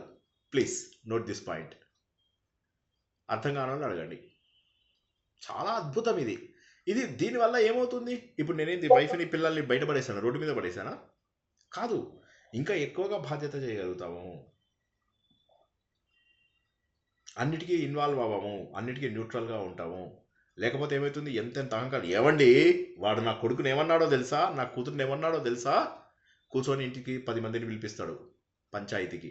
వాడు ఇలా అన్నాడండి, వాడు అలా అన్నాడు, వాడిని అసలు నా అల్లుడుగానే నేను భావించను. ఇంకొకడు ఏం చేస్తాడు? ఏమే కూతురు ఏమిటండి, నా కొడుకుని కొట్టింది, నా కోడలే కాదు అది, కోర్టులో కేసేస్తాం, కోర్టు లోపల గెలుద్దాం. 10 ఏళ్ళు 15 ఏళ్ళు నడుస్తుంది పోరాటం. ఆ 10 ఏళ్ళు కూడా ఇలా ఆవేశంతో ఊగిపోతూ ఉంటారు జనాలు. మీ జీవితంలో జరగలేదు అంటే మీరు ఆనందం, మీరు లక్కీ పీపుల్. ఎంతోమంది జీవితాలలో 99.9 మంది జీవితాలలో జరుగుతుంది. ఇంకా ఎక్కువ ఇన్వాల్వ్ అయినా కొద్దీ ఎక్కువ బురదనే అది.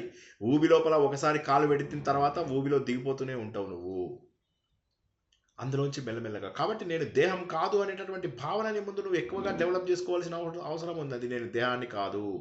చివరికి మెల్లమెల్లగా ఇవి వెళ్తూ ఇంకేం చేస్తే నాకు నేను ఆత్మస్వరూపుడునని తెలుస్తుంది. ఫస్ట్ నువ్వు బంధాలను మెల్లమెల్లగా తగ్గించుకో, అనవసరమైన విషయాలను తగ్గించుకో. నిషిధ్య నిఖిల ఉపాధిన్, అన్ని రకాల రోల్స్ని తగ్గించుకో. రోల్స్ అంటే ఏంటి? పాత్రలు అంటే ఏంది? మన స్టూడెంట్స్లో కొంతమంది మహిళా మండలి ప్రెసిడెంట్లు ఉన్నారు, కొంతమంది ఇంకో దోనికి ప్రెసిడెంట్లు ఉన్నారు, కొంతమంది అపార్ట్మెంట్లలో ప్రెసిడెంట్లు ఉన్నారు, కొంతమంది సంస్కృతం బ్యాచ్కి ప్రెసిడెంట్లు ఉన్నారు, కొంతమంది ఏమో దత్తపీఠం లోపల ట్రైనింగ్లు ఇచ్చే వాళ్ళు ఉన్నారు, కొంతమంది ఏమో 100 మంది స్టూడెంట్స్ని వేసుకొని తిరుగుతున్నారు. ముందు ఉపాధులన్నీ తగ్గించుకో. ముందు నీ ఆత్మజ్ఞానం పెరిగిన తర్వాత అప్పుడు నువ్వేం చేసినా నడుస్తుంది. ముందు ఆత్మజ్ఞానం రాకముందు ఇవన్నీ చేసినట్లయితే ఆత్మజ్ఞానం అనేటటువంటిది దొరకదు. ఈ ఉపాధులన్నీ తొలగించుకో. ఈ ఉపాధులన్నీ తొలగించుకుంటూ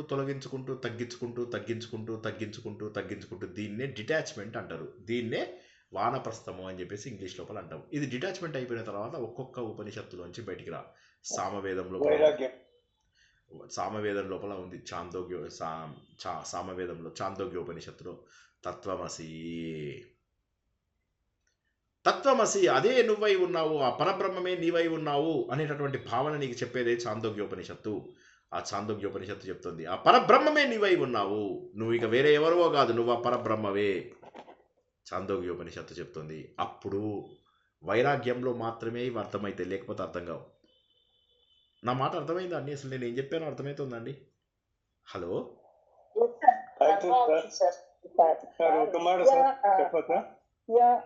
ఉదయం నుంచి రాత్రి వరకు తత్వ విచారణ చేస్తూనే ఉండాలి. ప్రతిదానికి తత్వ విచారణ చేస్తుంటేనే జ్ఞానం వస్తుంది, నా అభిప్రాయం. కరెక్ట్. దానికి ఆ తత్వ విచారణ చేసే ముందు మనకు వైరాగ్యం రావాలి. ముందు మనవళ్ళు, మనవరాళ్ళు, చుట్టాలు, ఫ్రెండ్స్, వైరాగ్యం రావాలంటే ఇంట్లోపల పిల్లలు, మనవళ్ళు, మనవరాలు ఇవన్నీ ఉంటే ఎక్కడి నుంచి వస్తుంది వైరాగ్యం?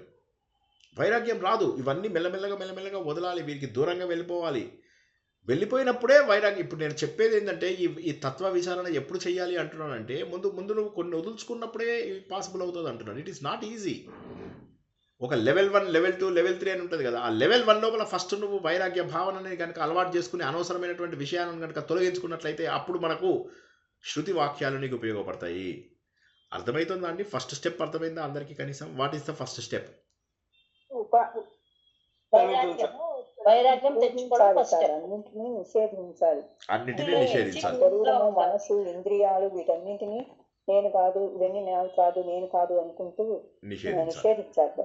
రైట్. ఫణికుమారి గారు చెప్పండి. విద్య ఐక్యం అని చెప్పారు కదా సార్. విద్య అంటే తెలుసుకో అని. విద్య అంటే తెలుసుకోమని. విద్యాత్ తెలుసుకో నువ్వు అని.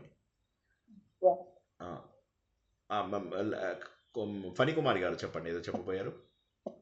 అదే ఉపాధుల నుంచి దూరంగా ఉండాలి. ఫస్ట్ క్వశ్చన్ ఏంటంటే ఉపాధుల నుంచి. ఈ గ్రూప్ లో మెంబర్స్, ఆ గ్రూప్ లో మెంబర్స్. ఇప్పుడు నా స్టూడెంట్స్ ఉన్నారు, ఎన్ని గ్రూపులలో మెంబర్స్ తెలుసా? నేను పెట్టిన మెసేజ్లు కాక నాకు కూడా మెసేజ్లు పెడుతున్నారు. ఆ గ్రూపులలో ఉండడమే కాకుండా ఆ గ్రూపుల నుంచి నాకు మెసేజ్లు పెట్టి చంపుతున్నారు. అప్పుడు ఏమవుతుంది తెలుసా? ఇంకొక 4 సార్లు నాకు అలా వేరే గ్రూపులో మెసేజ్లు వచ్చాయంటే నేను మిమ్మల్ని గ్రూప్లో ఉండనియను.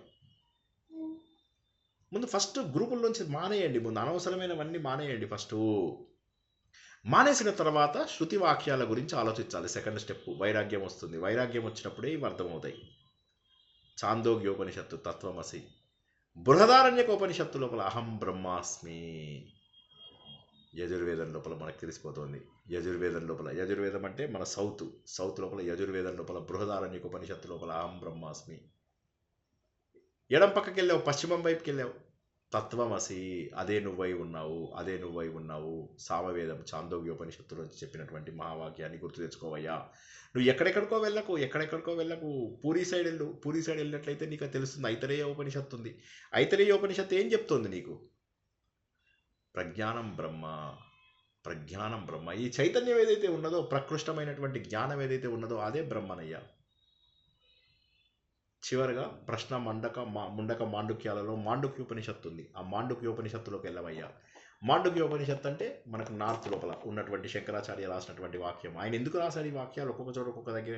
కనీసం నీకు ముందు బంధాలన్నీ వదులుచుకొని వైరాగ్యం వచ్చిన వాడు మాత్రమే ఈ ప్లేసెస్కి వెళ్ళగలడు. అయం ఆత్మ బ్రహ్మ, ఈ ఆత్మ ఏదైతే ఉన్నదో అదేనయ్యా బ్రహ్మ. జీవాత్మకు పరమాత్మకి తేడా లేనటువంటిది. ఇటువంటి భావన ఎప్పుడు వస్తుంది? ఇది ముందు నువ్వు యాత్రలు చేసావు. ఈ యాత్ర అంటే ఫస్ట్ ఏమో ఉపాధులను తొలగించుకున్నావు, తర్వాత వాక్యాలను. ఈ శ్లోకం మొత్తం ఏం చెప్తుందంటే నిషిద్ధ నిఖిలోపాధి, అన్ని ఉపాధులను తొలగించుకో. తర్వాత నేతి నేతి అనుకుంటూ వాటన్నిటి తొలగించుకో. అయిపోయింది, తొలగించేసుకున్నాం. తర్వాత ఏమంటాడు? మహావాక్యాల వల్ల విద్యాత్ అంటే తెలుసుకో. ఏం తెలుసుకో? జీవాత్మ పరమాత్మనోహ ఐక్య, జీవాత్మ పరమాత్మ ఒకటే అనేటటువంటి మాటను తెలుసుకో నువ్వు. జీవాత్మ అది. సో ఇప్పుడు అక్కడున్నాం మనం, ఇప్పుడు అక్కడున్నాం. ఏమైంది? మహావాక్యాలు చదువుకునేదాకా అయిపోయింది. 3 స్టెప్స్ ఉన్నాయి. ఫస్ట్ స్టెప్ ఏంది? నిషిద్ధ నిఖిలోపాధి, అన్ని ఉపాధులను నేతి నేతి అనుకుంటూ వదిలేసే. ఇది కాదు, ఇది కాదు, ఇది కాదు, ఇది కాదు, ఇది కాదు, ఇది కాదు. రెండవది ఏంది? మహావాక్యాల నుంచి విద్యాత్ అన్నాడు. మహావాక్యాల నుంచి తెలుసుకో. ఏం తెలుసుకోవాలి? తెలుసుకున్న తర్వాత 3వ పాయింట్ జీవాత్మ పరమాత్మ ఒకటే అని చెప్పి తెలుసుకో. ఈ 3వ పాయింట్ లోపల ఇప్పుడు వచ్చామన్నమాట. ఈ ఐక్య జ్ఞానం అనేటటువంటిది వస్తుంది. చాలా సూక్ష్మమైనటువంటి విషయం, చాలా సూక్ష్మమైనటువంటి విషయం. ఒక్కసారిగా జీవుడు వెళ్ళిపోయి నేను దేవుడిగా మారిపోయి అట్లా కాదు. నేను ఎప్పటి నుంచో దేవుడిని ఉన్నాను.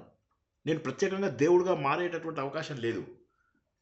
నాలో ఉన్నటువంటి జ్ఞానం ఎప్పుడైతే పెరిగిందో, అంటే ఎప్పుడైతే అజ్ఞానం అనేటటువంటి తొలగిందో, అప్పుడు నేను ఆటోమేటిక్గా భగవంతుడి యొక్క స్థానానికి వెళ్ళిపోతాను. కుండలో ఒక ఆకాశం ఉన్నది.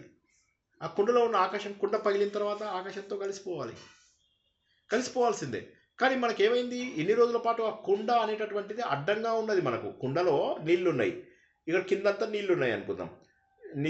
ఏ నదిలోంచి అయితే తీసుకున్నామో ఈ కుండ అనేది ఇన్ని రోజులు అడ్డం ఉంది. ఈ కుండ వెళ్ళిపోగానే మొత్తం ఒకటే అయిపోయింది. కుండ ఇన్ని రోజుల పాటు నీకు పరిమితిగా అనిపించింది. కుండ అనేటటువంటిది నీకు లిమిటేషన్ లాగా అనిపించింది ఇన్ని రోజులు. కానీ ఒకసారి కుండని కనుక తీసేస్తే మళ్ళీ అందులోనే కలుస్తావు. ఇందులోపల కొత్తగా నీళ్లు రాలేదు. ఆ నీళ్ళు ఆల్రెడీ అందులోంచి తీసినవే.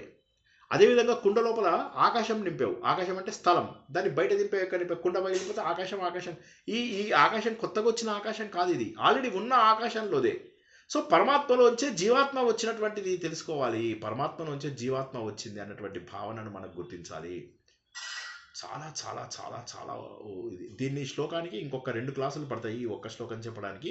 ప్రస్తుతానికి ఇక్కడ కాపుకుందాం. ఆత్మసుఖము వీడి నీ ఆట కొరకు పాత్ర పోషణ చేసి సూత్రధారి విశ్రమించదని పాదం ఆశ్రయించి పరమ కరుణాంతరంగా శ్రీ పాండురంగ. జై శ్రీకృష్ణ. ఈ శ్లోకంలో 3 మెట్లు ఎవరైనా చెప్పగలరా అండి? జై శ్రీకృష్ణ సార్. 2 గుర్తున్నాయి. ఫస్ట్ ఉపాధులను తొలగించుకోవాలి సార్. ఇది నేను కాదు అని చెప్పాను. ఆ తర్వాత విద్య ద్వారా మహావాక్యాలు తెలుసుకోవాలి. ఆ తర్వాత జీవాత్మ పరమాత్మ ఒకటే అని గుర్తించాలి. అని గుర్తించాలి. జీవాత్మనే పరమాత్మ అని చెప్పి గుర్తించాలి. మహావాక్యాలు ఎందుకు అంటే నీకు ఒకడు గ్రాండ్గా చెప్తాడు. ఇప్పుడు ఉదాహరణకి మీరు మెట్లెక్కుతున్నారు. ఫస్ట్ మెట్లెక్కుతున్నప్పుడు ఏమవుతుంది? మీకు లగేజ్ బాగా ఎక్కువైంది. అప్పుడు లగేజ్ అంతా ఒక్కొక్కటి వదిలేసుకుంటూ వెళ్తారు. 1000 మెట్లు ఎక్కిన తర్వాత ఏమవుతుందంటే అక్కడ మంచి పండితులు కనిపిస్తున్నారు. వాళ్ళు అంటారు, సార్ తిరుపతికి ఇటే పోవాలంటే ఇటే పోయి వెళ్ళండి, కరెక్ట్ దారిలో చెప్తారు. వాళ్ళని అప్పుడు అడిగారు అనమాట. అప్పుడు అలా పైకి వెళ్ళారు. పైకి వెళ్ళిన తర్వాత అక్కడ పరమాత్మ ఉంటాడు, ఆయన లోపల కలిసిపోయారు మీరు. ఈ ఎగ్జాంపుల్ బాగుందా?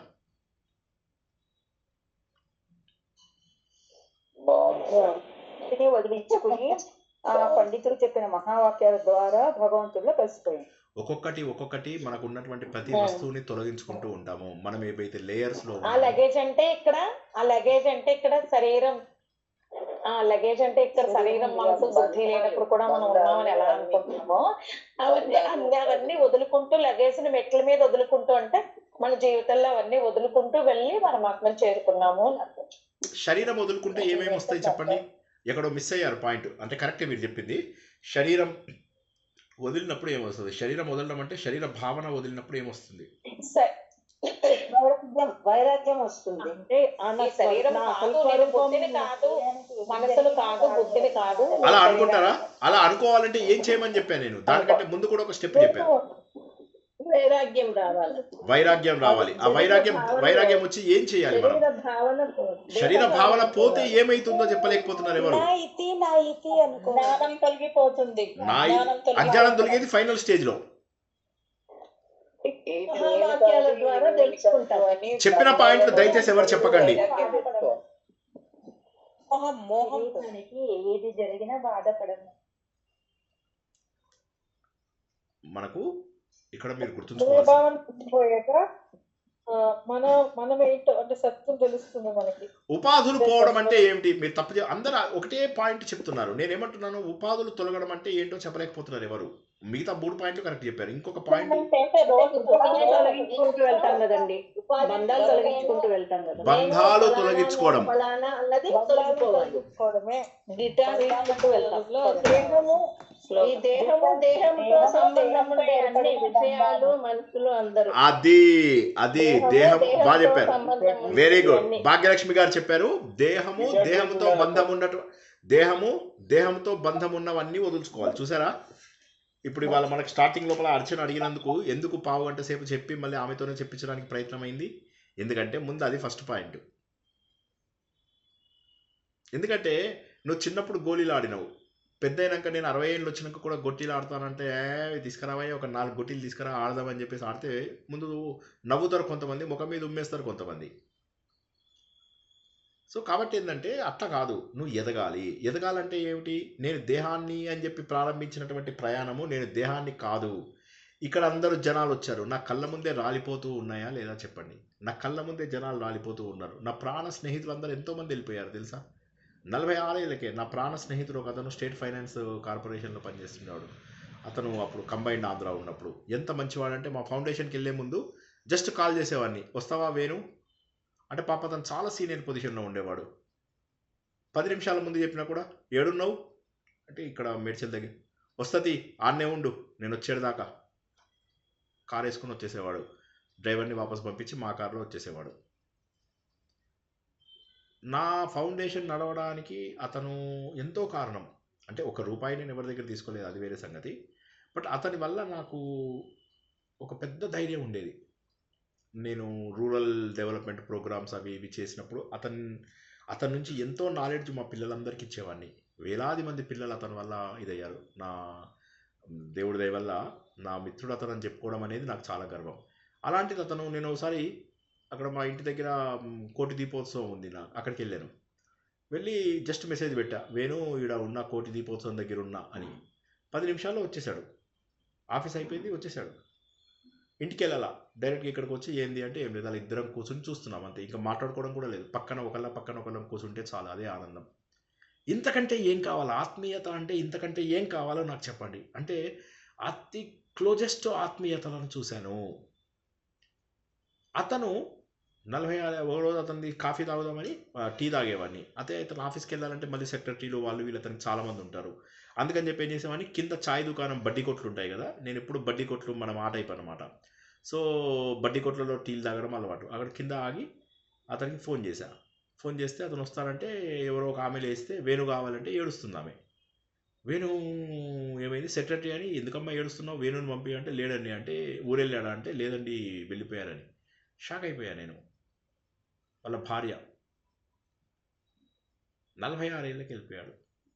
ఏం లేదు, ఆఫీస్కి నాకంటే సన్నగా ఉంటాడు, నాకంటే ఆఫీస్కి వచ్చాడు, డ్రైవర్ ల్యాప్టాప్ తెచ్చే లోపల కూలిపోయాడు. ఏ క్షణంలో నీ హార్ట్ ఆగిపోతుందో తెలుసా? ఏ క్షణంలో నీ శ్వాస ఆగిపోతుందో తెలుసా? ఎందుకని ఇంత గర్వం ఎందుకు నీకు? శరీరము పేరు తెచ్చుకోవాలి, గొప్ప అనిపించుకోవాలి, ఎందుకు ఇవన్నీ? ఇంకా ఏవో బాధ్యతలు నువ్వు ఉంటేనే అవుతాయా? నువ్వు చచ్చినా కూడా అవుతాయి బాధ్యతలు. ఇప్పుడు మా వేణు ఉన్నాడు, పాపం అతను 46 ఏళ్ళకే వెళ్ళిపోయాడు. 3 2 ఆడపిల్లలు, ఒక మగపిల్లాడు. నడవలేదా ఫ్యామిలీ? నాకు ఇంకో ప్రాణ స్నేహితుడు ఉండే, అతడు నాకు, నేను మేనేజ్మెంట్ అది వెళ్ళేటప్పుడు నాకు అతను చాలా హెల్ప్ చేశాడు. ఇంజనీరింగ్ అయిపోయిన తర్వాత చాలా హెల్ప్ చేశాడు అతను. కొన్ని విషయాలలో చదువు నేర్చుకున్నాను అతని దగ్గర, చాలా నేర్చుకున్నాను అతని దగ్గర. అతడు అంతే, నేను హైదరాబాదు ఇండియాకి వచ్చిన కొత్త లోపల వాళ్ళ ఇల్లు చూపించాడు, వాళ్ళ వైఫ్ పిల్లలందరినీ పరిచయం చేశాడు. చాలా ఆనందంగా, చూడరా నేను హ్యాపీగా ఉండన్నా అని ఒక మిత్రుడు చూసి ఆనందపడతాడు అనే దీంట్లో చూపించాడు అనమాట. అతడు చాలా పెద్ద పొజిషన్కి వెళ్ళాడు, యాక్సిస్ బ్యాంక్ లోపల రీజనల్ మేనేజర్ రేంజ్కి వెళ్ళిపోయాడు.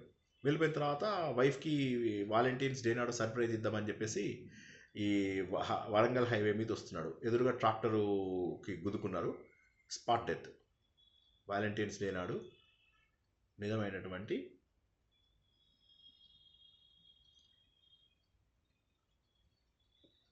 సర్ప్రైజ్ ఇచ్చాడు.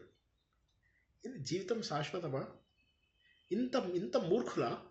ఇంత ఇంత అసలు బుర్రకెక్కదా ఈ పాయింట్? శరీరం అశాశ్వతము. అతని కుటుంబం నడవడం లేదా? మా రిలేటివ్ ఒక ఆయన చెప్పాడు, అరే వాసు వచ్చే ఇయర్ నేను రిటైర్ అయిపోతున్నాను రా, వస్తాను నీ మార్గంలోకి వస్తాను రా, చూడరా నేను అన్నీ నేర్చుకుంటాను, ఈ బ్యాంక్ వల్ల నాకేది కాలేదురా, వచ్చే ఇయర్ చూడు వస్తానన్నాడు. మార్చిలో రిటైర్ అయ్యాడు, జూన్ లోపల చనిపోయాడు. ఇంకా ఎప్పటికో పోస్ట్ పోన్ చేస్తున్నారా? ఎంత మూర్ఖత్వం ఆలోచించండి. ప్రతి ఒక్కడు కూడా మూర్ఖత్వం పోస్ట్ పోన్ చేసుకుంటూ ఉంటారు. పోస్ట్ పోన్ చేస్తే వాళ్ళు బాగుపడతారని కాదు. మళ్ళీ కొడుకుకు పెళ్లి చేస్తారు, కోడలు బాగుంటుంది. కూతురుకు పెళ్లి చేస్తారు, అల్లుడు మంచోడు ఉంటాడు. వాళ్ళ ద్వారా బంధాలు ఏర్పడతాయి, వాళ్ళ ద్వారా పిల్లలు ఏర్పడతారు, వాళ్ళ ద్వారా ఇంకో కొన్ని కొత్త బంధాలు వస్తాయి, కొత్త విషయాలు, కొత్త ప్రోగ్రామ్స్, కొత్త ఆలోచనలు, కొత్త థాట్స్, ఇవన్నీ పెరిగి మళ్ళీ బంధాలు పెరిగిపోయినాయి.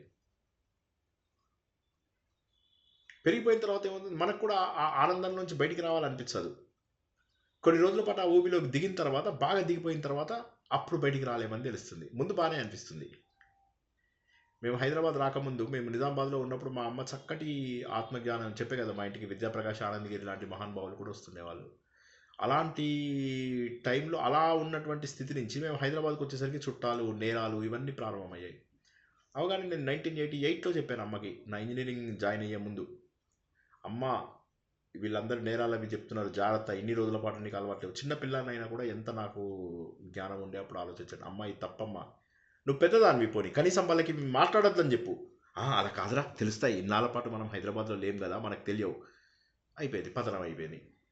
కొన్ని రోజులకు ఏమైంది, అమ్మ మీద కూడా నేరాలు చెప్పుకోవడం మొదలెట్టారు. కాబట్టి ఊబి ప్రారంభంలో బాగానే ఉంటుంది, మంచిగానే ఉంటుంది. మెల్లగా దిగిన తర్వాత అది ఊబి అని తెలుస్తుంది. అప్పటికి ఇంకా బయటికి రాలేము. అప్పుడు నేను ఏం చేశానురా, నేను అందరూ బాగుండాలనే కోరుకున్నాను. ఎవడు తప్పు మరి? అందరూ మంచోళ్ళు అయితే ఒక ఇద్దరిని తీసుకురండి, వీళ్ళు మంచోళ్ళు, వీళ్ళు మరి ఎవరు తప్పు? తప్పు అనేది లేదు. ఇవాళ నువ్వు మంచిగా అన్న మాటని రేపు వాడు ట్విస్ట్ చేసి ఇంకో రకంగా అన్ని తీరుతాడు. కోపం వచ్చిందంటే అదే మాటని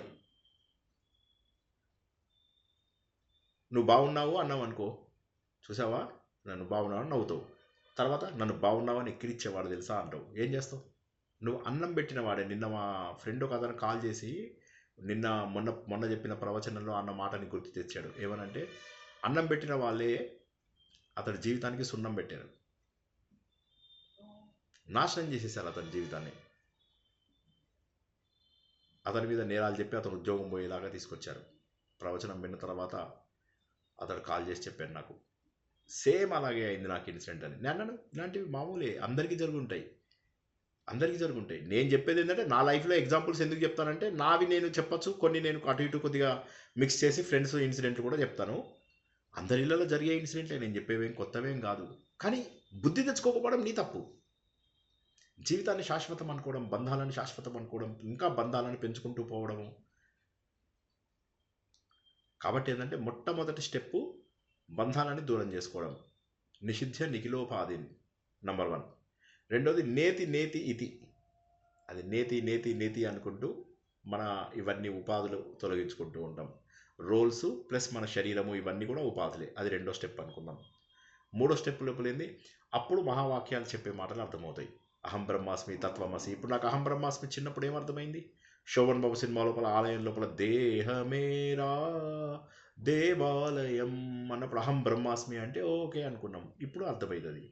కాబట్టి ఒక పరిణతి వచ్చిన తర్వాత ఈ చాందోగ్యోపనిషత్తు, మాండోక్యోపనిషత్తు, తర్వాత ఐతరేయోపనిషత్తు, ఇంకోటి ఏంది బృహదారణ్యకోపనిషత్తు, ఈ 4 ఉన్నటువంటి ఈ మహావాక్యాలను తెలుసుకోవయ్యా.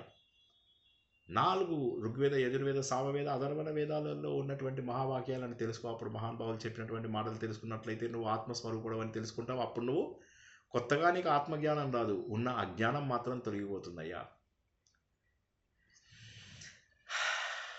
అమ్మయ్యా, చెప్పదలుచుకున్నా చెప్పాను. ఈ శ్లోకం వచ్చే వారము ఇంకొక గంట ఉంటుంది. అర్థం కాని వాళ్ళు అడగండి ఏమైనా ప్రశ్నలు.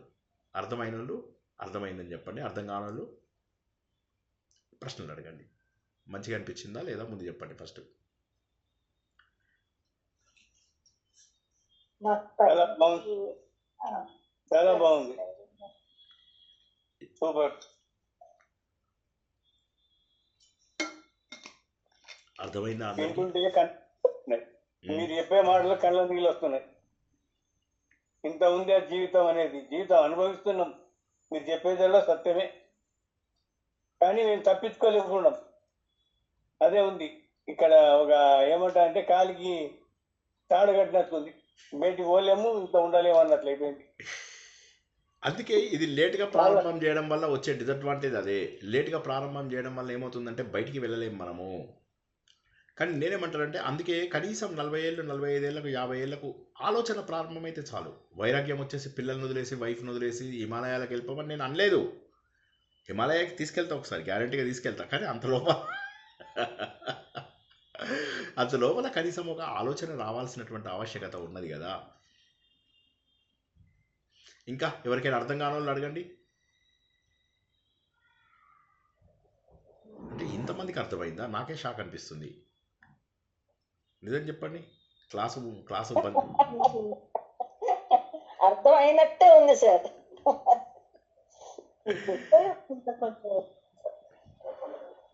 జ్ఞేయము లాగా అర్థం అవడము, అనుభవంలోకి ఎట్లా వస్తుందని ఆలోచించడము, దీని గురించి అలా ఉంది. నేను చెప్పిన ఉదాహరణల ద్వారానే అది. ఇప్పుడు నేను కొన్ని ఉదాహరణలు చెప్పాను కదా, అలా మీరు కూడా మీ జీవితంలో జరిగిన ఉదాహరణలను నెమరు వేసుకుంటే చాలు, వైరాగ్యం వచ్చేస్తుంది. మా జీవితం మేము నెమరు వేసుకుంటున్నాం సార్. అంతే, మీరు చెప్పినట్లు అన్నారు, మీరు చెప్పారు. నెమరు వేసుకుంటూ వైరాగ్యం. ఇప్పుడు నా మిత్రుడు వెళ్ళిపోయినప్పుడు నాకు ఒక్కసారిగా ఏమనిపించిందంటే ఇంత చిన్నదా జీవితం. అచ్చా, ఇవన్నీ వదిలే. ఇప్పుడు నాకు ఇవాళ ఒక ఫ్రెండ్ కాల్ చేశాడు. దాదాపుగా నేను స్టీల్ ప్లాంట్లో జాయిన్ అయిన కొత్తల్లో అతను నాతో ఒక 6 నెలలో 1 year ఉన్నాడు. He was my best friend. ఆ రోజుల్లో సెల్ ఫోన్స్, మామూలు ఫోన్స్ ఉండేవి కాదు. అతను దుర్గాపూర్ నుంచి బిలాయి ట్రాన్స్ఫర్ అయ్యి వెళ్ళిపోయాడు. వెళ్ళిపోయిన తర్వాత ఇద్దరికి కాంటాక్ట్ కట్ అయిపోయింది. ఫోన్లు లేవు, సంబంధం లేదు, అతను ఎక్కడున్నాడో తెలియదు. అతని గురించి తర్వాత ఒక్క ఆలోచన కూడా లేదు. కొన్ని రోజులు ఉండేది, తర్వాత పూర్తిగా ఆలోచనలు కూడా కంప్లీట్గా కట్ అయిపోయినాయి. ఇవాళ కాల్ చేశాడు. కాల్ చేయగానే మళ్ళీ ఒక్కసారిగా మెమోరీస్ అన్నీ రిఫ్రెష్ అయ్యారు. అరే క్యా రే కైసే హో అని చెప్పేసి, యాదయ్ క్యా ఉస్ దిన్ హమ్ లోగ్ వహా గయే తే యహా గయే తే అని చెప్పేసి వాడు మాట్లాడుతుంటే, అరే ప్రదీప్ తుమ్, ఒక్కసారిగా ఆశ్చర్యం అనమాట. సో ఎప్పటిప్పటి బంధాలు, ఎప్పటిప్పటివో ఏవో మరి జనాలు. ఇన్నాళ్ళైనా కూడా అతనికి జ్ఞాపకం నేను ఉండడం, అతను నన్ను పట్టుకోవడము, అది నాకు ఆనందదాయకమైనటువంటి విషయం. కానీ ఇప్పుడు బంధాలు పెంచుకునే వయసు కాదు నాది. కానీ చెప్తున్నా, ఇంత ఫాస్ట్గా అయిపోయిందా? అతను కాల్ అయిపోయిన తర్వాత ఇంత ఫాస్ట్గా అయిపోయిందా? నాకు ఇంకా జ్ఞాపకం, అతనికి నాకంటే ముందు పెళ్ళయింది అనమాట. వాడు చెప్తున్నాడు, అరే వాడు చూపిస్తున్నాడు, ఇतना సుందర హైరే బీవీ అని. వాడు వాళ్ళ వైఫ్ చాలా అందంగా ఉండేది. చూపిస్తుండేవాడు, అరే యార్ అవి చలా జాऊंगा యార్, యహా నై रहूंगा, బిలాయితో జానా హీ హై ముజే. నేను అన్నాను, అరే ఉండిపోరా, దుర్గాపూర్లోనే ఉండిపో. ఆమెను కూడా తెచ్చుకున్నాను. నై హోగా యార్, ఓ నై ఆనా చాహతీ హై యహా, ముజే హీ జానా పడేగా, నేనే వెళ్ళాలి, ఆమె రాదురా ఇక్కడికి అని చెప్పేసి. అరే యార్ జానా హై యార్, బస్ నేను దేఖ్నేకే బినా మై రహీ నై పాऊंगा, నేను ఉండలేను ఆమెను చూడకుండా అని చెప్పేసి వాడు ఎంత చెప్తున్నా. అయిపోయింది. వాడు ప్రతి మాట, ప్రతి ఇది జ్ఞాపకం ఉంది. ఇద్దరం నేను వాడు స్కూటర్ మీద వెళ్ళి ఊరు చివర ఇక్కడ మా హైవే ఉండేదన్నమాట, జీటీ రోడ్డు. ఆ జీటీ రోడ్డు మీద కూర్చొని, రోడ్డు మీద దాబాల దగ్గర మంచిగా టీ, వాడు పెద్ద గ్లాస్లో టీ ఇచ్చేవాడు. ఆ టీ తాగుతూ కూర్చునే వాళ్ళం అనమాట. సో ఎంత ఫాస్ట్గా అయిపోయింది ఈ రోజులు. ఆల్రెడీ నాకు 56 ఏళ్ళు. అఫీషియల్గా ఇంకొక 4 ఏళ్ళు అయితే నేను సీనియర్ సిటిజన్ అవుతా. అంటే అఫ్కోర్స్ అన్నేళ్ళు బతుకుతాను నేను అనుకోను, కానీ ఒకవేళ బతికితే సీనియర్ సిటిజన్ అవుతా. నేను సీనియర్ సిటిజన్ అయ్యే లోపలే దేహాన్ని వదిలేయాలి. అంతేగాని ఇంకా నేను సీనియర్ సిటిజన్ అవ్వాలని ఏ కోరిక లేదు నాకు. అంటే అసలు చెప్తున్నా కదా, ఏదో ఇంకా బతికేద్దాం చచ్చిపోతున్నారు జనాలు, బతకలేక వస్తున్నారు. అంత అంత అంత ఓపిక లేదు ఆనెస్ట్లీ. ఇంకా జై శ్రీకృష్ణ. ఎందుకంటే ఇవన్నీ చూసిన తర్వాత ఇది అంత అవసరమా? ఇంకా ఈ దేహయాత్ర ఇది అవసరమా ఒకసారి అనిపిస్తుంటుంది. జై శ్రీకృష్ణ. ఎనీవే, జీవితం చాలా చిన్నది, గాలి బుడగ అని చెప్పేసి చెప్తాడు. తర్వాత శ్లోకంలో అదే చెప్తాడు, ఎట్లాగో ఒక బుడగ ఎలా అయితే పేలిపోయి నీళ్ళ లోపల కలిసిపోతుందో అట్లా అని తర్వాత శ్లోకం. కానీ తర్వాత శ్లోకంకి వచ్చే ముందు ఇదే శ్లోకం మళ్ళీ వచ్చే వారం చెప్పుకోవాల్సి వస్తుంది మనకు. గంటన్నర అయింది. ఇంకెవరికైనా ప్రశ్నలు ఉంటే సరే, లేకపోతే క్లోజ్ చేసుకుందాం. భగవద్గీత అందరూ ప్రాక్టీస్ చేసుకోండి చక్కగా, ఎవ్వరూ వదలద్దు. గ్రూప్ లోపల జాయిన్ అవ్వని వాళ్ళది అటెండెన్స్ నాకు పంపించండి. గ్రూప్లో ఉన్న వాళ్ళందరూ జాయిన్ అవ్వండి. కనీసం వారానికి 3-4 రోజులైనా జాయిన్ అయ్యి నేర్చుకోండి కొత్త విషయాలు, ఎన్నో విషయాలు ఇది ఒకే అర్థమయ్యేదాకానే కష్టం తెలుసా. అర్థమైన తర్వాత మీరు ఎక్కువ కష్టపడక్కర్లే, 5-10 నిమిషాలు కష్టపడ్డా కూడా అన్ని విషయాలు అర్థమైపోతాయి. కొద్దిగా అర్థమయ్యి అది బ్రెయిన్లోకి ఎక్కే వరకు, మీ అంతటా మీరు ఉదాహరణలు చెప్పగలిగే వరకే ప్రాబ్లం. ఒకసారి అర్థమైతే మీరే 100 ఉదాహరణలు చెప్పగలుగుతారు. ఆ స్థాయికి ఖచ్చితంగా వస్తారు. నేను ఆల్రెడీ మొన్న యాత్రలోనే చూశాను, చాలా పరిణతి వచ్చింది మీ లోపల. నాకే ఆశ్చర్యం అనిపిస్తుంది, ఒక 2-3 ఏళ్ల కిందటికి ఇప్పటికే చాలా చేంజ్ వచ్చింది. That is really great. So నేను చూశాను, చాలా సంతోషంగా కూడా ఉన్నాను. జై శ్రీకృష్ణ. ఇంకెవరికేం ప్రశ్నలు లేకపోతే ముగించుకుందాం. నమస్తే సార్. చెప్పండి. సార్, బంధాలు అనేది మనకి ముందు జన్మల ఏదో జన్మ నుంచి కనెక్షన్ ఉంటేనే ఈ జన్మలో కలుస్తారు, మాట్లాడతారు అంటారు, అది నిజమేనా సార్? అంటే ఎక్కువ శాతం 70-80% అయితే రుణం ఉన్నందుకే కలుస్తుంది అంటారు, అది కరెక్టే. ప్రారంధం ద్వారా కొన్ని లభిస్తాయి మనకు. అయితే మనంతటా మనం పెంచుకునేవి ఉంటాయి, కలిసేవి కొన్ని ఉంటాయి. ఇప్పుడు మీరు కొంతమందికి అప్పిస్తారు, అప్పించినప్పుడు వాడు అప్పియకపోతే బాధపడతారు. కొంతమందికి అప్పిస్తారు, బాధపడరు, మనవాడే కదా అని వదిలేస్తారు, కొన్ని క్షమించి వదిలేస్తారు. అవునా? రెండు కూడా బంధాలే. అర్థమైందమ్మా నేను చెప్పిన ఒక పాయింట్? ఫస్ట్ ఇది అర్థమైందా లేదా చెప్పండి, తర్వాత మీ ప్రశ్నకు జవాబు చెప్తా. ఇప్పుడు నేను చెప్పిన పాయింట్ అర్థమైందా? మీరు ఇద్దరికి అప్పించారు అనుకోండి, ఒకరితోనేమో మీరు వాడు ఇవ్వలేదు, నేను వాడికి 100 రూపాయలు ఇచ్చాను, వాడు నాకు 50 రూపాయలు కూడా రిటర్న్ చేయలేదని బాధపడుతున్నారు. ఇంకొకరికి 10,000 ఇచ్చారు, మనవాడలే అని వదిలేస్తారు అప్పుకి. కానీ రెండు కూడా మీకు వచ్చే జన్మలో బంధాలు వస్తాయి. బంధాలు వచ్చినప్పుడు ఒక బంధం బాధ పెడుతుంది, ఒక బంధం బాధ పెట్టదు. ఒకటి బాధతో ఇచ్చాము, ఒకటి సంతోషంతో వదిలేసాము. ఒకటి బాధ పెట్టదు. అయితే మనం ఏం చేయాలి అంటే, ఇదంతా కూడా ఆల్రెడీ నేను ఒక పాత్ర పోషిస్తున్నాను అని చెప్పేసి కనుక అనుకుంటే బాధ తగ్గిపోతుంది. ఉదాహరణకి మీరు చిరంజీవి ప్రకాష్ రాజును కొడుతున్నాడు. సరే, చిరంజీవి కాదు, పోకిరీల ప్రకాష్ రాజు తన్నులు తింటున్నాడు.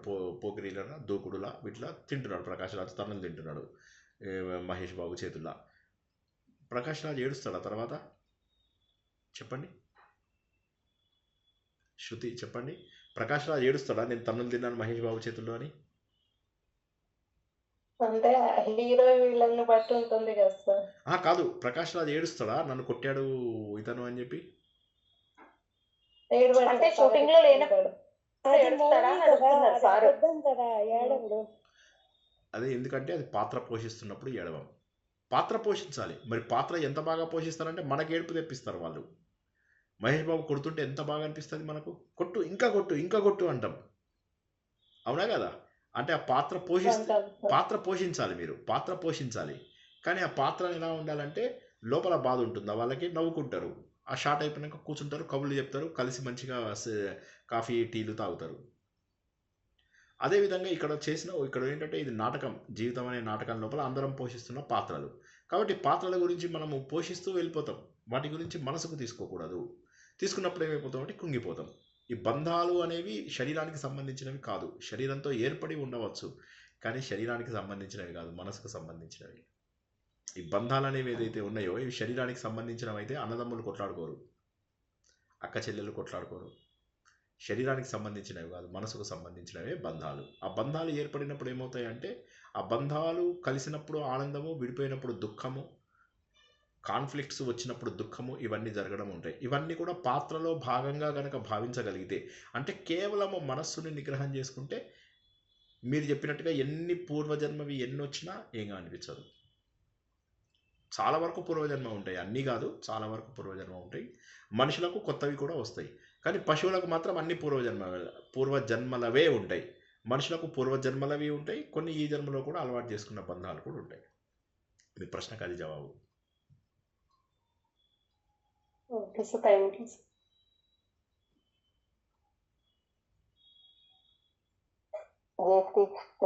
అసలు భగవద్గీత వీడియో వినుకుంటా ఈ క్లాస్ మర్చిపోయినా సార్, సారీ లేట్ పర్లే ఏం కాదు. మీకు ఇప్పుడు క్లాస్ ఉందా మొత్తం? Wonderful, very good, excellent. ఇంకా ఏం ప్రశ్న లేకపోతే ఈరోజు ముగించుకుందాము. సో అందరూ కూడా కేవలము ఆలోచన ద్వారా మాత్రమే ఆత్మజ్ఞానాన్ని సంపాదించుకుంటారని, విన్నవి మరిన్ని సార్లు వినడం ద్వారా మాత్రమే సారాన్ని గుర్తిస్తామని, అలా అందరూ కూడా సాధన జరుపుతారని ఆశిస్తూ ఈరోజు ప్రవచనాన్ని ఇక్కడికి ముగించుకుందాం. పునర్దర్శనం రేపు రాత్రి 9 గంటలకు ఆదిత్య హృదయం ప్రవచనం ద్వారా. అంతవరకు కూడా అందరికీ శుభం భూయాత్. శుభరాత్రి. జై శ్రీకృష్ణ. జై శ్రీకృష్ణ. జై శ్రీకృష్ణ సార్. శ్రీకృష్ణ సార్.